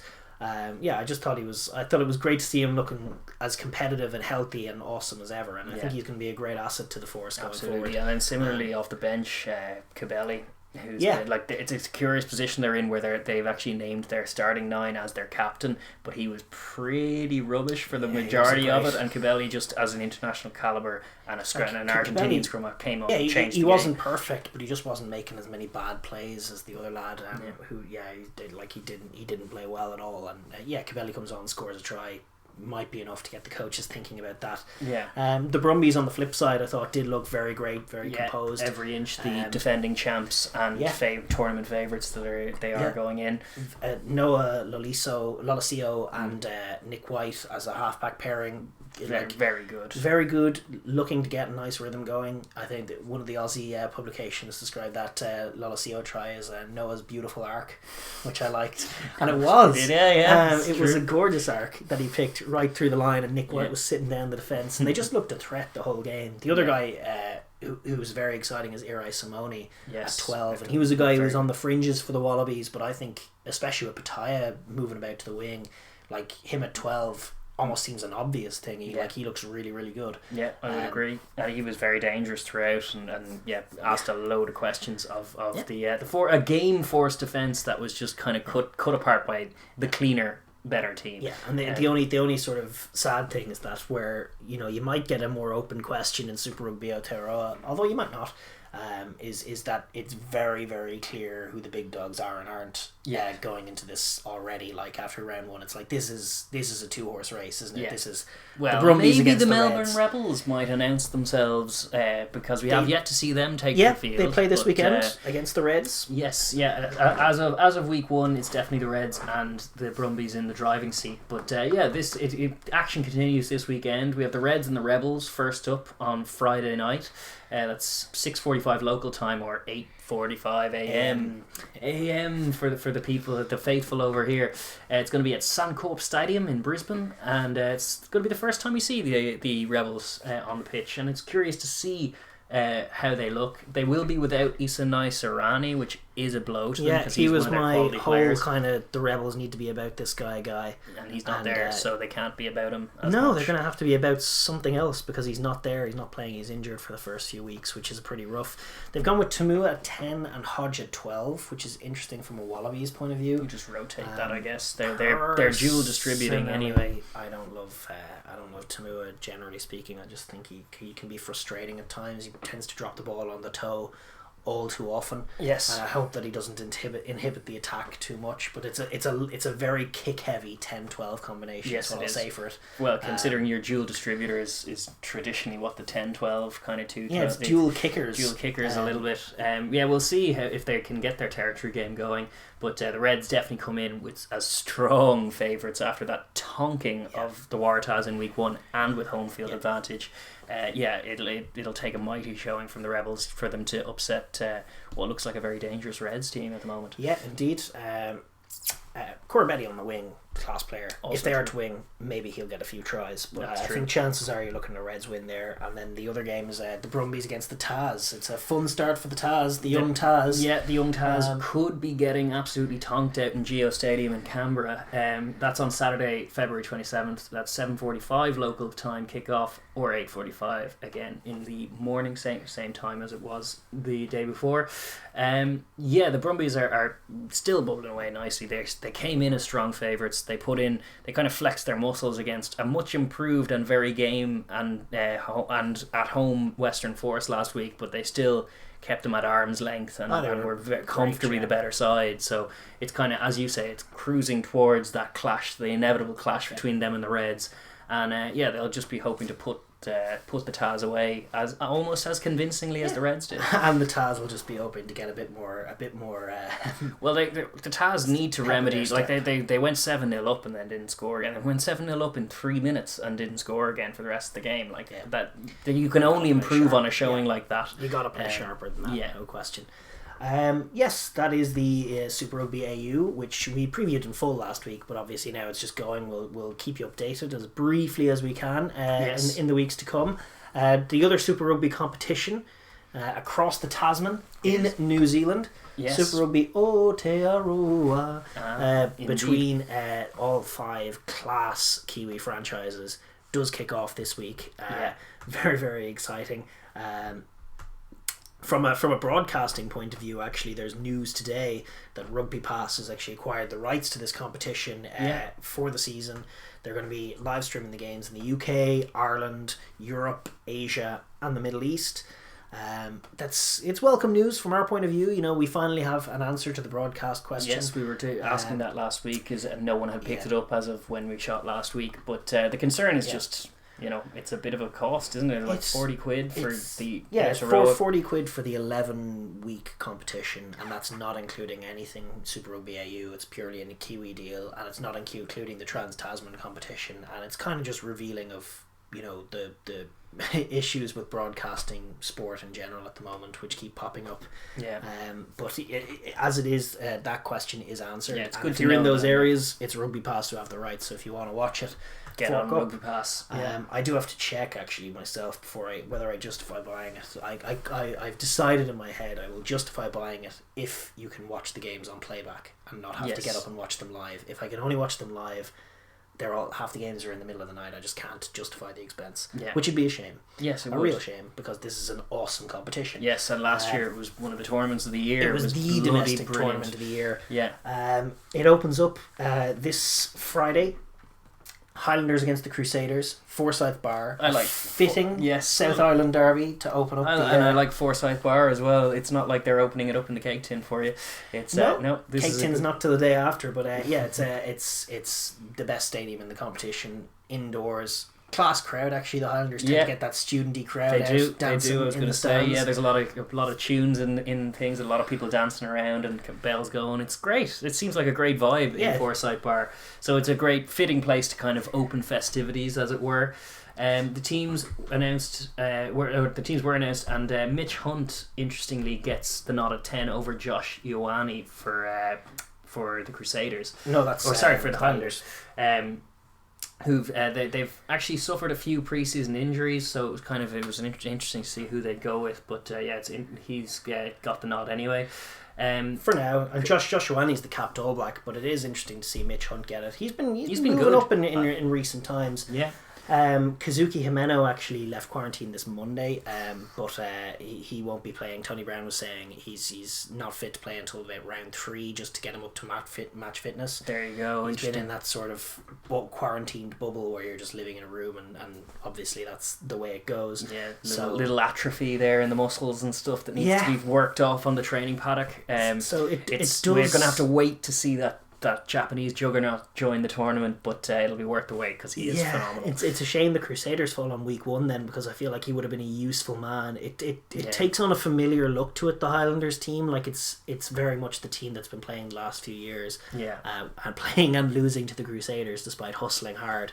I mean, Tu'u is a great player at number 8. Shannon Frizzell, awesome as always. Ash Dixon class, is just an all-class operator. Aaron Smith, needless to say, can blow your lights out. And then that sort of hustling backline without necessarily that key slickness, but still some real quality in there. They can be a very difficult side to play against, and they'll have to put together one heck of a show if they're going to beat the Crusaders, because the Crusaders, as always, just look stacked. They roll into this tournament as heavy favourites, and rightly so, should they? That tight 5 is just different for New Zealand. It's just a different class of tight 5 with Moody, Taylor, Aotearoa, Scott Barrett and Sam Whitelock.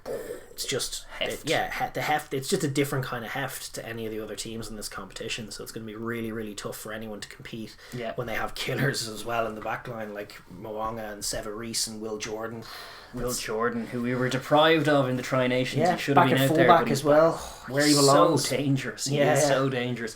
So it'll be good to see the Crusaders hitting the ground running. It's also, I'm hoping for a very competitive game. Hopefully the crowd can get into it, can get behind their team. Hopefully the Highlanders can take an early lead even, and then force a great contest out of it, because it would be nice to see the Crusaders taking back a peg or two, and it would introduce a new dynamic to this tournament. Some intrigue for sure. Yeah, indeed. We were rooting for the Blues to do it last year and they couldn't quite, so now they're without Bowden Barrett. Yeah, so it's less likely, but maybe the Blues could, or maybe the Highlanders could do. And speaking of the Blues, that game comes the day after. That's obviously the Friday game is the first one, the Highlanders Crusaders, but on Saturday, February 27th, the Hurricanes host the Blues in Sky Stadium in Wellington, which is the Cake Tin, which is your favourite. Yeah, I don't like the Cake Tin. We know this. It is, not a good stadium, but a damn fine team hosting them. It's actually 2 damn fine teams, as it always will be in this entire tournament.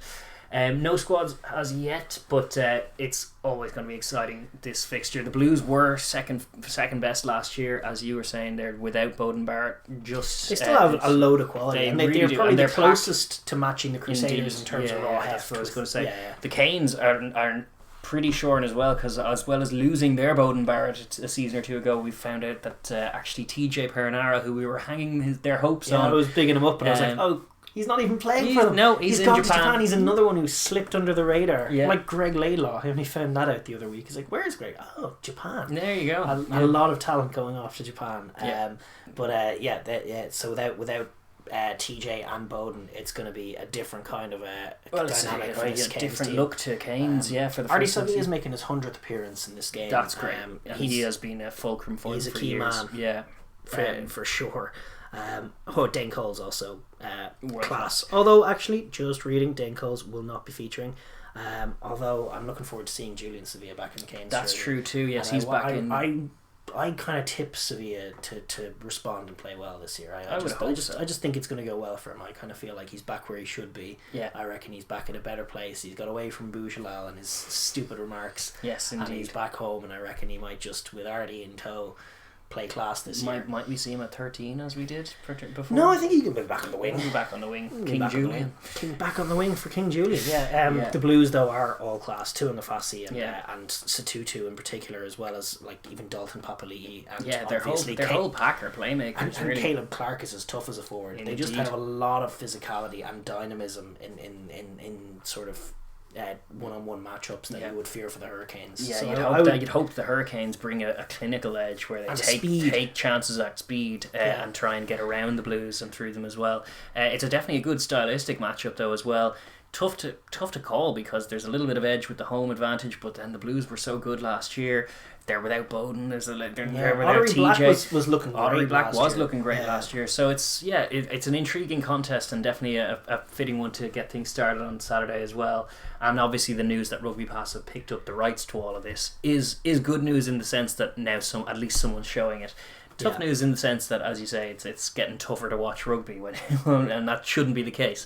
But Super Rugby Aotearoa. It's one of those things with broadcasting is sport is just becoming such a valued commodity as live TV loses its value, because there's just so much in the way of TV shows. Like if you look back 50 years ago, well, not even 50 years ago, you look back 30 years ago, like prime time on Saturday night on XTV channel was a big deal everywhere. Like it was like that's the big spot.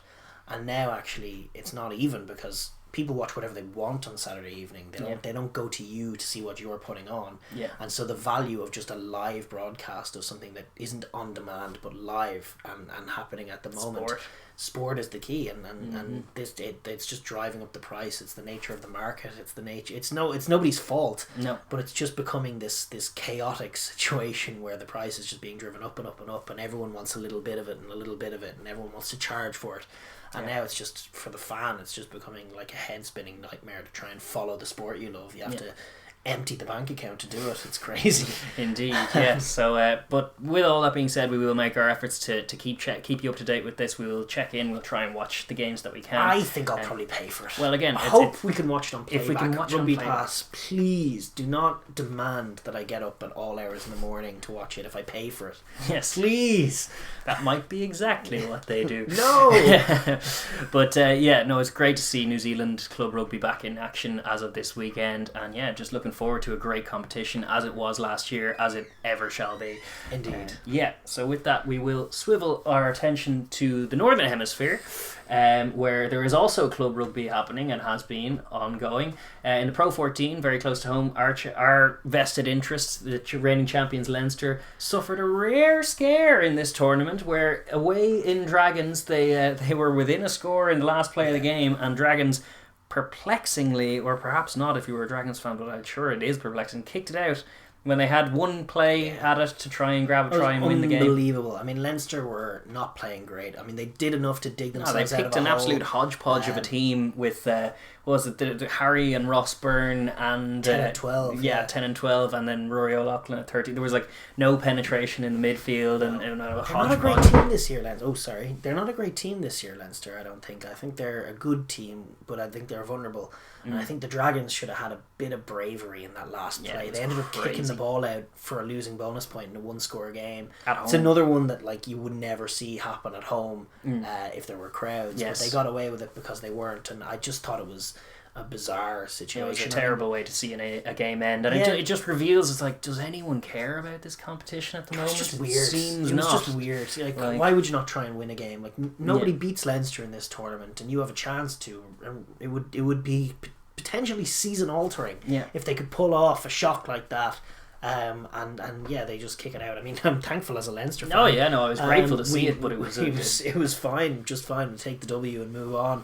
Avoid the scare, because Leinster needed to win that. Because they did, because Ulster are nipping at their heels and there's only one place going. But the other kind of somewhat bizarre news, again, also amusing coming from this competition, is that Glasgow and Edinburgh, who had rescheduled games, they now are set to play those rescheduled regular season games, one of them on the day of and the other the day after the final, which is a bit presumptuous and a bit kind of cheap. Well, they can't mathematically make it, but it just seems ridiculous that they're going to play like a dead rubber regular season game after the final, and the day of the final as well. It has been a weird year for the Pro 14, and I definitely think the adjustment with the South African teams is badly needed. Oh, it's desperately because needed. it has fallen to firmly third in the European rugby pecking order, unfortunately. Yes, indeed. On Pastures Britain in the Premiership, Pastures Britain. London Irish were the headline of the week. They came back from 21 points behind, scored 21 consecutive points to level the game with Bristol at 34 apiece. What a shootout. Love it. They were 34-13 down with about 15 minutes to go, and then just put together a great sequence and ended up coming fair back. Play from London Irish's point of view. Declan Kidney's charge is doing well. They're doing all right. From Pat Lamb's point of view, it's what are you doing pushing the self-destruct button there when you have that win? You know, they weren't punished for it actually, because things have tightened up at the top of the Premiership. Sale lost to Quins, who are the coming form side with they're in Marcus fourth Smith at the moment and looking very good. Marcus Smith is looking like he's coming of age at long last. He's been a prospect for a few years, and he burst on scene at like 18 or something, so he's only like 21 now, which he's got serious potential. Future England 10 / maybe Lions 10 written all over him at the moment. Exeter actually slipped to defeat as well against Northampton, so Bristol's draw unpunished and actually ends up gaining them on their rivals as things kind of tighten up at the top of that table, which is a great dynamic. It's been a grand tournament so far, and there's been a lot of really good rugby matches. One of the tournaments we're blessed with being allowed to see. Indeed, yes. And then just swiveling over to the Top Coutures, which is a tournament we are less privileged to see. It doesn't seem to be broadcast anywhere. But just a point separates the top three of La Rochelle, Racing and Toulouse, and Clermont are seeking to hunt down that pack as well. Where they registered a eye-watering 73-3 win over Bayonne at home last weekend, which is just, attacking rugby in France is going great. And just even that list of sides. Not going great for Bayonne. Well, obviously not, but very few things do very regularly. But you have like La Rochelle, Racing, Toulouse and Clermont. These four powerhouses of attacking rugby. It's great to see them being firmly atop the table. Oh, and they are, And I tell you, the big game this weekend, La Rochelle play Toulouse, top of the table clash. That's at 9 p.m. on Saturday, which sits quite well for me personally and my time where I like to enjoy watching sports. And we'll have had a Six Nations afternoon, and then 9 p.m. rocks up, and Toulouse against La Rochelle is on. Time to find a stream. I think by hook or by crook. Don't you? Not by any sort of.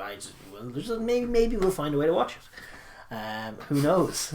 Time to find a stream. Yes, so that is the news in terms of all things domestic European rugby. But there's also domestic rugby around the world, which we will check into. Obviously, the top league got underway in Japan last weekend. There were a number of high-scoring games and recognisable faces, as you say, the likes of Laidlaw and things. And there were a few slaughterings as well. There were. I mean, I didn't get a chance to see any of it. I'm still looking for a source to see highlights. Actually, if any of you guys are still watching and you have a source where you're watching the top league highlights or anything like that, be it on YouTube or somewhere else, drop it down below. Please drop us a link, because I didn't see any. Maybe it's all sort of in Japanese and I don't have the acumen to search for it, but there do look to have been some banging games and some colossal blowouts. So 75-7 win for Suntory over Mitsubishi, and Panasonic put a 55-14 win over Ricoh. There were a lot of close. There were some tight class games as well. 34-33 Toyota Verblitz against Toshiba. And if you click on any of these teams and just scroll through the teams, there's always a couple of lads who you recognise. Rob Thompson playing at centre for Toyota. Who knew? There you go. And that's just an example. But there's it definitely is as good a competition as any other. I just haven't getting a chance to watch it as much, which is a shame. I also kind of think that the teams named after companies thing is definitely, or they're not even named after, they're company teams. They are, yeah. It's a weird dynamic. It does make it hard to root for. It does. I saw someone on Twitter saying, like, just, you know, if you're unsure of who to root for, just go into your kitchen and pick your favourite appliance. Indeed, root for that. Indeed. My blender's never let me down. Who makes that? You know? Yeah, no, it's true. I would agree. It's tough to get into the whole team dynamic when the team itself is a company. Yeah, like, woohoo, Toyota. I guess. I kind of feel like a region is definitely a better basis for a that's franchise. why they do tend to go for names of sorts. Like, it's Toyota some things, isn't it? Yeah. They go for colourful descriptive names in the branding. But I do agree with you. Provincial kind of rugby is somewhere where you get a bit more passion, I guess. Like, I don't know. It's tough to say, because we aren't still a very successful class tournament. Well, one of the benefit of it is that, like, rugby's fighting for money and all this. If you have corporate interest investing, like, there's a reason all those players are over there. Money. Yeah. And there's it's real winning money. The argument. Indeed, in money talks. The free market. Exactly. So it's great to see a Japanese domestic league going so well, being bolstered by so much quality. I'm glad, even if I can't see it, I'm glad it's back. It's just a big part of rugby going forward and the growth of the game. And it's just a carry on from, they did a great job hosting the World Cup. It's great to see Japan finally into the Tier 1, and them having a strong and wealthy domestic league is just great for the game. 100%. But then also we have news emanating from South Africa, bizarre news that it is. Oh, you remember the Super Rugby Unlocked that we were previewing, that it turned out was only half of the season of the Curry Cup that we then covered as well. But and that was all settled, and the Blues won. The Bulls won. The Bulls. Blue Bulls won. But they're going to do it again. This time it's the Franchise Cup. Yeah. And this time it's all of the teams that were in it and one other team. Yes. Another team called the Eastern Province Elephants. Elephants is a great name. Elephants is a great name. I don't know if they're big and slow and wise. Why was there a Griqua before there was an elephant? The Elephants' rugby team makes all the sense in the world. You have cheetahs and pumas and lions. I'll be disappointed with them if their pack is soft. The elephants should be mighty. The rhinos as well. I'm sure there are some rhinos out there. I think that's a more common one. But there's a rugby league team, the Leeds Rhinos. There's a few rhinos out there. But elephants is a great one. I haven't seen that before, and I'm delighted. It colours the tournament nicely. But yes, this is another domestic competition that the South African sides are playing in lieu of having fixtures against anyone else. Yeah, I mean, Erasmus has been saying himself, like, this is purely basically I know it starts immediately after the Curry Cup, which is what's weird, but it's basically a pre-season competition in preparation for the Rainbow Cup, which they still think is going to go ahead. Optimistic about its chances. That's hilarious. It's not going to go ahead. I think that's more aspirational talk, because again they're having to do this because they're so isolated, and there is the South Africa variant as well, which is all of a thing in terms of the COVID thing. Their only option is to bubble their own teams and play within their borders as it stands. So I don't begrudge them doing it. I think it's a good thing. Keep sharp for the exactly. If they're going, if as the plan currently is, they're going to be starting off their international window with their first game post World Cup final being against the Lions. You'll want to try and stay as sharp as you can, and that involves a bit of provincial rugby, interpros as we call them here, but just keeping your main guys match fit by having matches makes all the sense in the world. But it's going to go into the guise of the Franchise Cup, which is another terrible just name. A throwaway name, the Franchise Cup. Why not? I could call it any other thing. Like that's been the main disappointment. Like, I love the Curry Cup. The Curry Cup is a great tradition, and they should have just called the last one the Curry Cup anyway. But Super Rugby Unlocked was a terrible name as well, because there's loads of locks. There's loads of great locks, but it's also like Super Rugby SA or SA would have been better. Just as like, good. It doesn't matter. Franchise Cup, what are you talking about? Franchise Cup. I know it's a weird one, just because like if you win it, you want to be able to say you won something, and you're like, I won the Franchise Cup. Oh, did you? That's great. Yeah. Put it back on the shelf. Yeah. In fact, take it off the shelf. Yeah. The shelf is for Curry Cups. But it does mean that we will see another sort of Curry Cup with a new SAFA team. It just means means South African games rugby going on. will be going on. Lions are playing the Pumas, Stormers, Cheetahs, Bulls against these elephants. The elephants have to start off with a game against the Bulls. That's tough. In a matchup of those animals, I'd back an elephant, but the rugby teams, I don't know. Yeah, probably not. And then Sharks play the Griquas as well on Sunday. Again, as the SAFA sides do, they like to make a clash with the Six Nations, so I might get some highlights. Yes, that might be the way to do it. I don't know why they do that, but they do. They do it. They're working their own domestic game, I guess. Yeah. But yeah, that is the other domestic rugby going on around the world, and we will see more and more tournaments beginning as teams start to figure out this whole COVID situation. The MLR is going to come back, which is great to see. That's true. Likewise, the South American competition as well is going to get underway. Yeah. And we're looking forward to those as well. But for now, that is all the domestic rugby going on. We've done our best to give a flavour of all of it, if not extreme detail on all of it. But I think it would be bordering on abuse to go on any longer than we have. It is. We will go on to our last segment, which is the rugby news of the week. And there is a little bit of rugby news this week. We're going to start with a rather sombre note, sadly, to end the show. But Rugby World is paying tribute only today, to former Ireland prop Gary Halpin. He died on Wednesday at the age of 55, which is very young, really. Social media was flooded with a fair few eulogies from former players and people who knew him from his playing days and from post-playing days as well. Guys like Alan Quinlan and Brian O'Driscoll, and even London Irish as well, where he captained their side in their first professional season. It's a terrible one.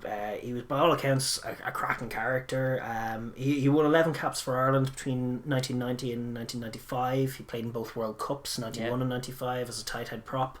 Famously scored a try against the All Blacks and flipped off their captain. It's absolutely hilarious. You should see the footage on YouTube.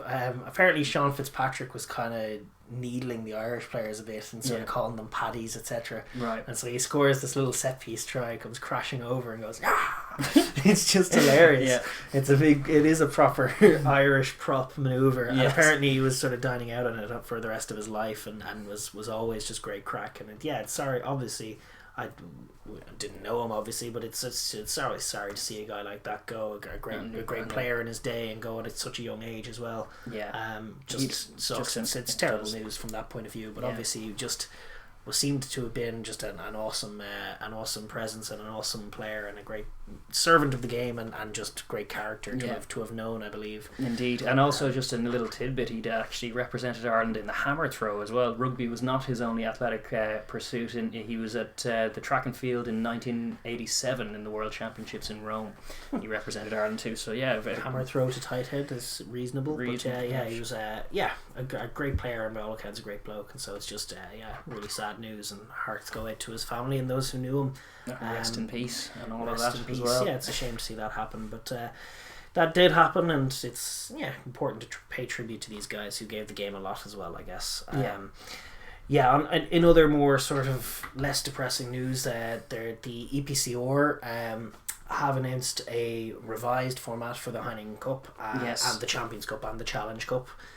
Both going in round of 16 vibes. Well, they were going to do this 2-legged quarter-final, and now they've decided they didn't get to play the last couple of weeks of the groups in January as sort of the third wave as it was at its peak. They didn't get to play those last 2 games in the pools, so they decided just to do away with them entirely and play last 16 in each competition, which is not unreasonable, I don't think. Makes sense. Given the year that's in it. How it's going to be done is that the 8 highest ranked clubs in Pool A and the 8 highest ranked clubs in Pool B, these were the 12 pools of 12, which was at the time of suspension of the Champions Cup, have qualified for the round of 16.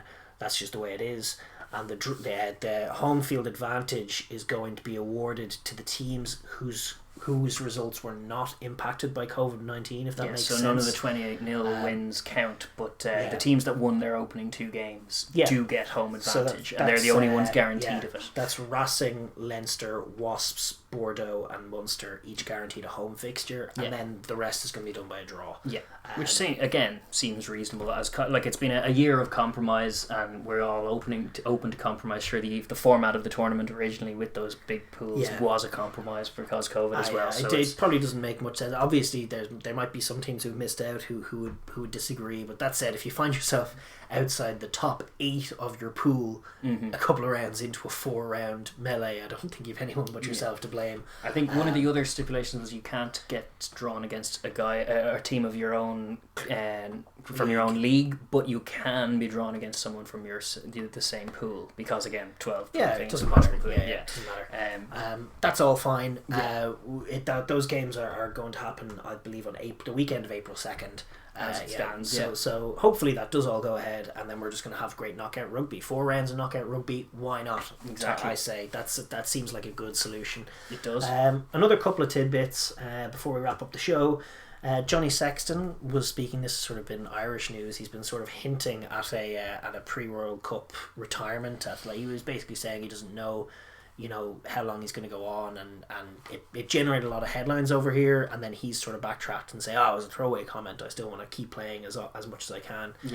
But what I will say is that Irish fans need to kind of ready themselves, and Leinster fans, for the possibility that they might not be able to afford him going into next year in terms of the financial situation, and they might cut him loose and let him finish his career elsewhere and move on from an Irish and Leinster point of view. It could happen as early as this summer. It could. And I think Irish fans just need to ready themselves for that possibility.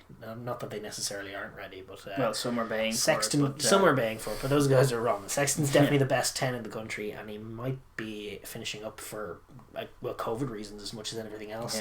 They might not be able to afford to hold on to him given their financial situation. So that's true.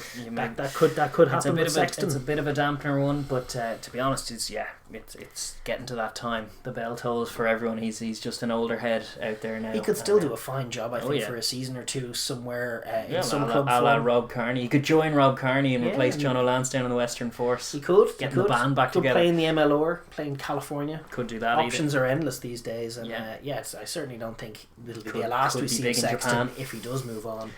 But he may be moving on from Ireland at the end of this year, although we don't know that. We don't know. There was just a hint from a throwaway comment, but it was he hasn't said that before. No, he hasn't. He was talking about playing until he was 48, like a year ago. So I think a few injuries, and he seems to have a chronic injury in his hamstring as well. I just reckon it might be a consequence of contract negotiations as well. That's probably true too. But then we will swivel on from that and just see one last bit of news. There was a proposal that would see a Fiji franchise enter into Super Rugby in 2022, which I think is something that we're all in favour of. Yes. It's the proposal's taken a major step forward, which was confirmed by Fiji Rugby Union. The kicker though is that it's likely to be a privately owned one, which is it's going to be Fiji. It's going to be Fiji and Drua, who are the team that were playing in that Australian Championship with the Western Force. That's right. Where tries were 6 points and penalties were like 1 point, and tackling was against the law. No. It was just a tournament for the crack, put on by a billionaire, and the Fiji and Drua were this kind of privately owned Fijian side. And they would be they'd be owned by a number of private investors, with Fiji having a minority stake, so still not being out of the picture. But it looks as though the more likely Super Rugby side entering the Super Rugby competition from next year is going to be Fiji and Drua, who are the privately owned team, as opposed to a completely Fijian Rugby Fiji Pacifica or something. Although Moana Pacifica, I think, are still in the mix as well. It could be a situation where you have a couple of Fijian franchises. That wouldn't be a bad thing. There are certainly enough Fijian class rugby players to field a few teams. They're almost as commonly seen as the South Africans around the world of rugby. They're everywhere, and they just are all brilliant. Players, I think a strong domestic base as a side could only be a good thing for like, Fijian to be honest, rugby. It's not a terrible Super thing Rugby. that it's privately owned, because it just means there's money there. That's been the main gripe with Fiji. The main reason there's an exodus, and the reason the Premiership and the top tours are so heavily populated by Fijians, is that financial imbalance. So if they can get a domestic side with backing in a Super Rugby competition, we're all for that. It would be very exciting. It's 2022. That's very soon. It would be nice to see them in it. Yeah, Fiji and Drua in it, and a new Super Rugby competition could form between the Australia, New Zealand, and those Fijian sides, and that would be exciting to see. Yeah. Going forward, I'm definitely looking forward to the future, the potential future of domestic rugby as the pictures change long term. Yes. Obviously, COVID has slowed all of that down. It has. But sure, listen and sure look. That about does us for today. Another marathon show. Another marathon show, but we just about got through all the rugby, and the main crux obviously is those Test internationals, the Six Nations back, baby. That's the meat of the round week for 3. Sure. But there's all kinds of great rugby going on, and listen, if you have been watching this whole time, thanks for staying tuned. Fair play. Listen, give us a like if you enjoyed what you see. Obviously, subscribe. You'll get more of our stuff and our shorter videos, which are just little clips from the podcast that are a bit more concise perhaps than the rambling long show. And leave a comment down below if you have any thoughts on anything we've said, or any opinions, or any news you want to drop our way. We definitely appreciate all that stuff. And listen, thanks so much for watching, and without any further ado, I think we'll wrap it leave up it there. We'll leave it there. So alright, see you folks. Bye bye.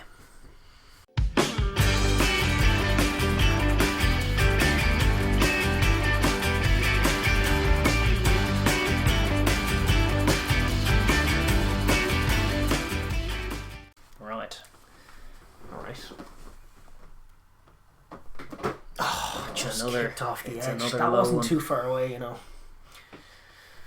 That's wide. We're getting bad.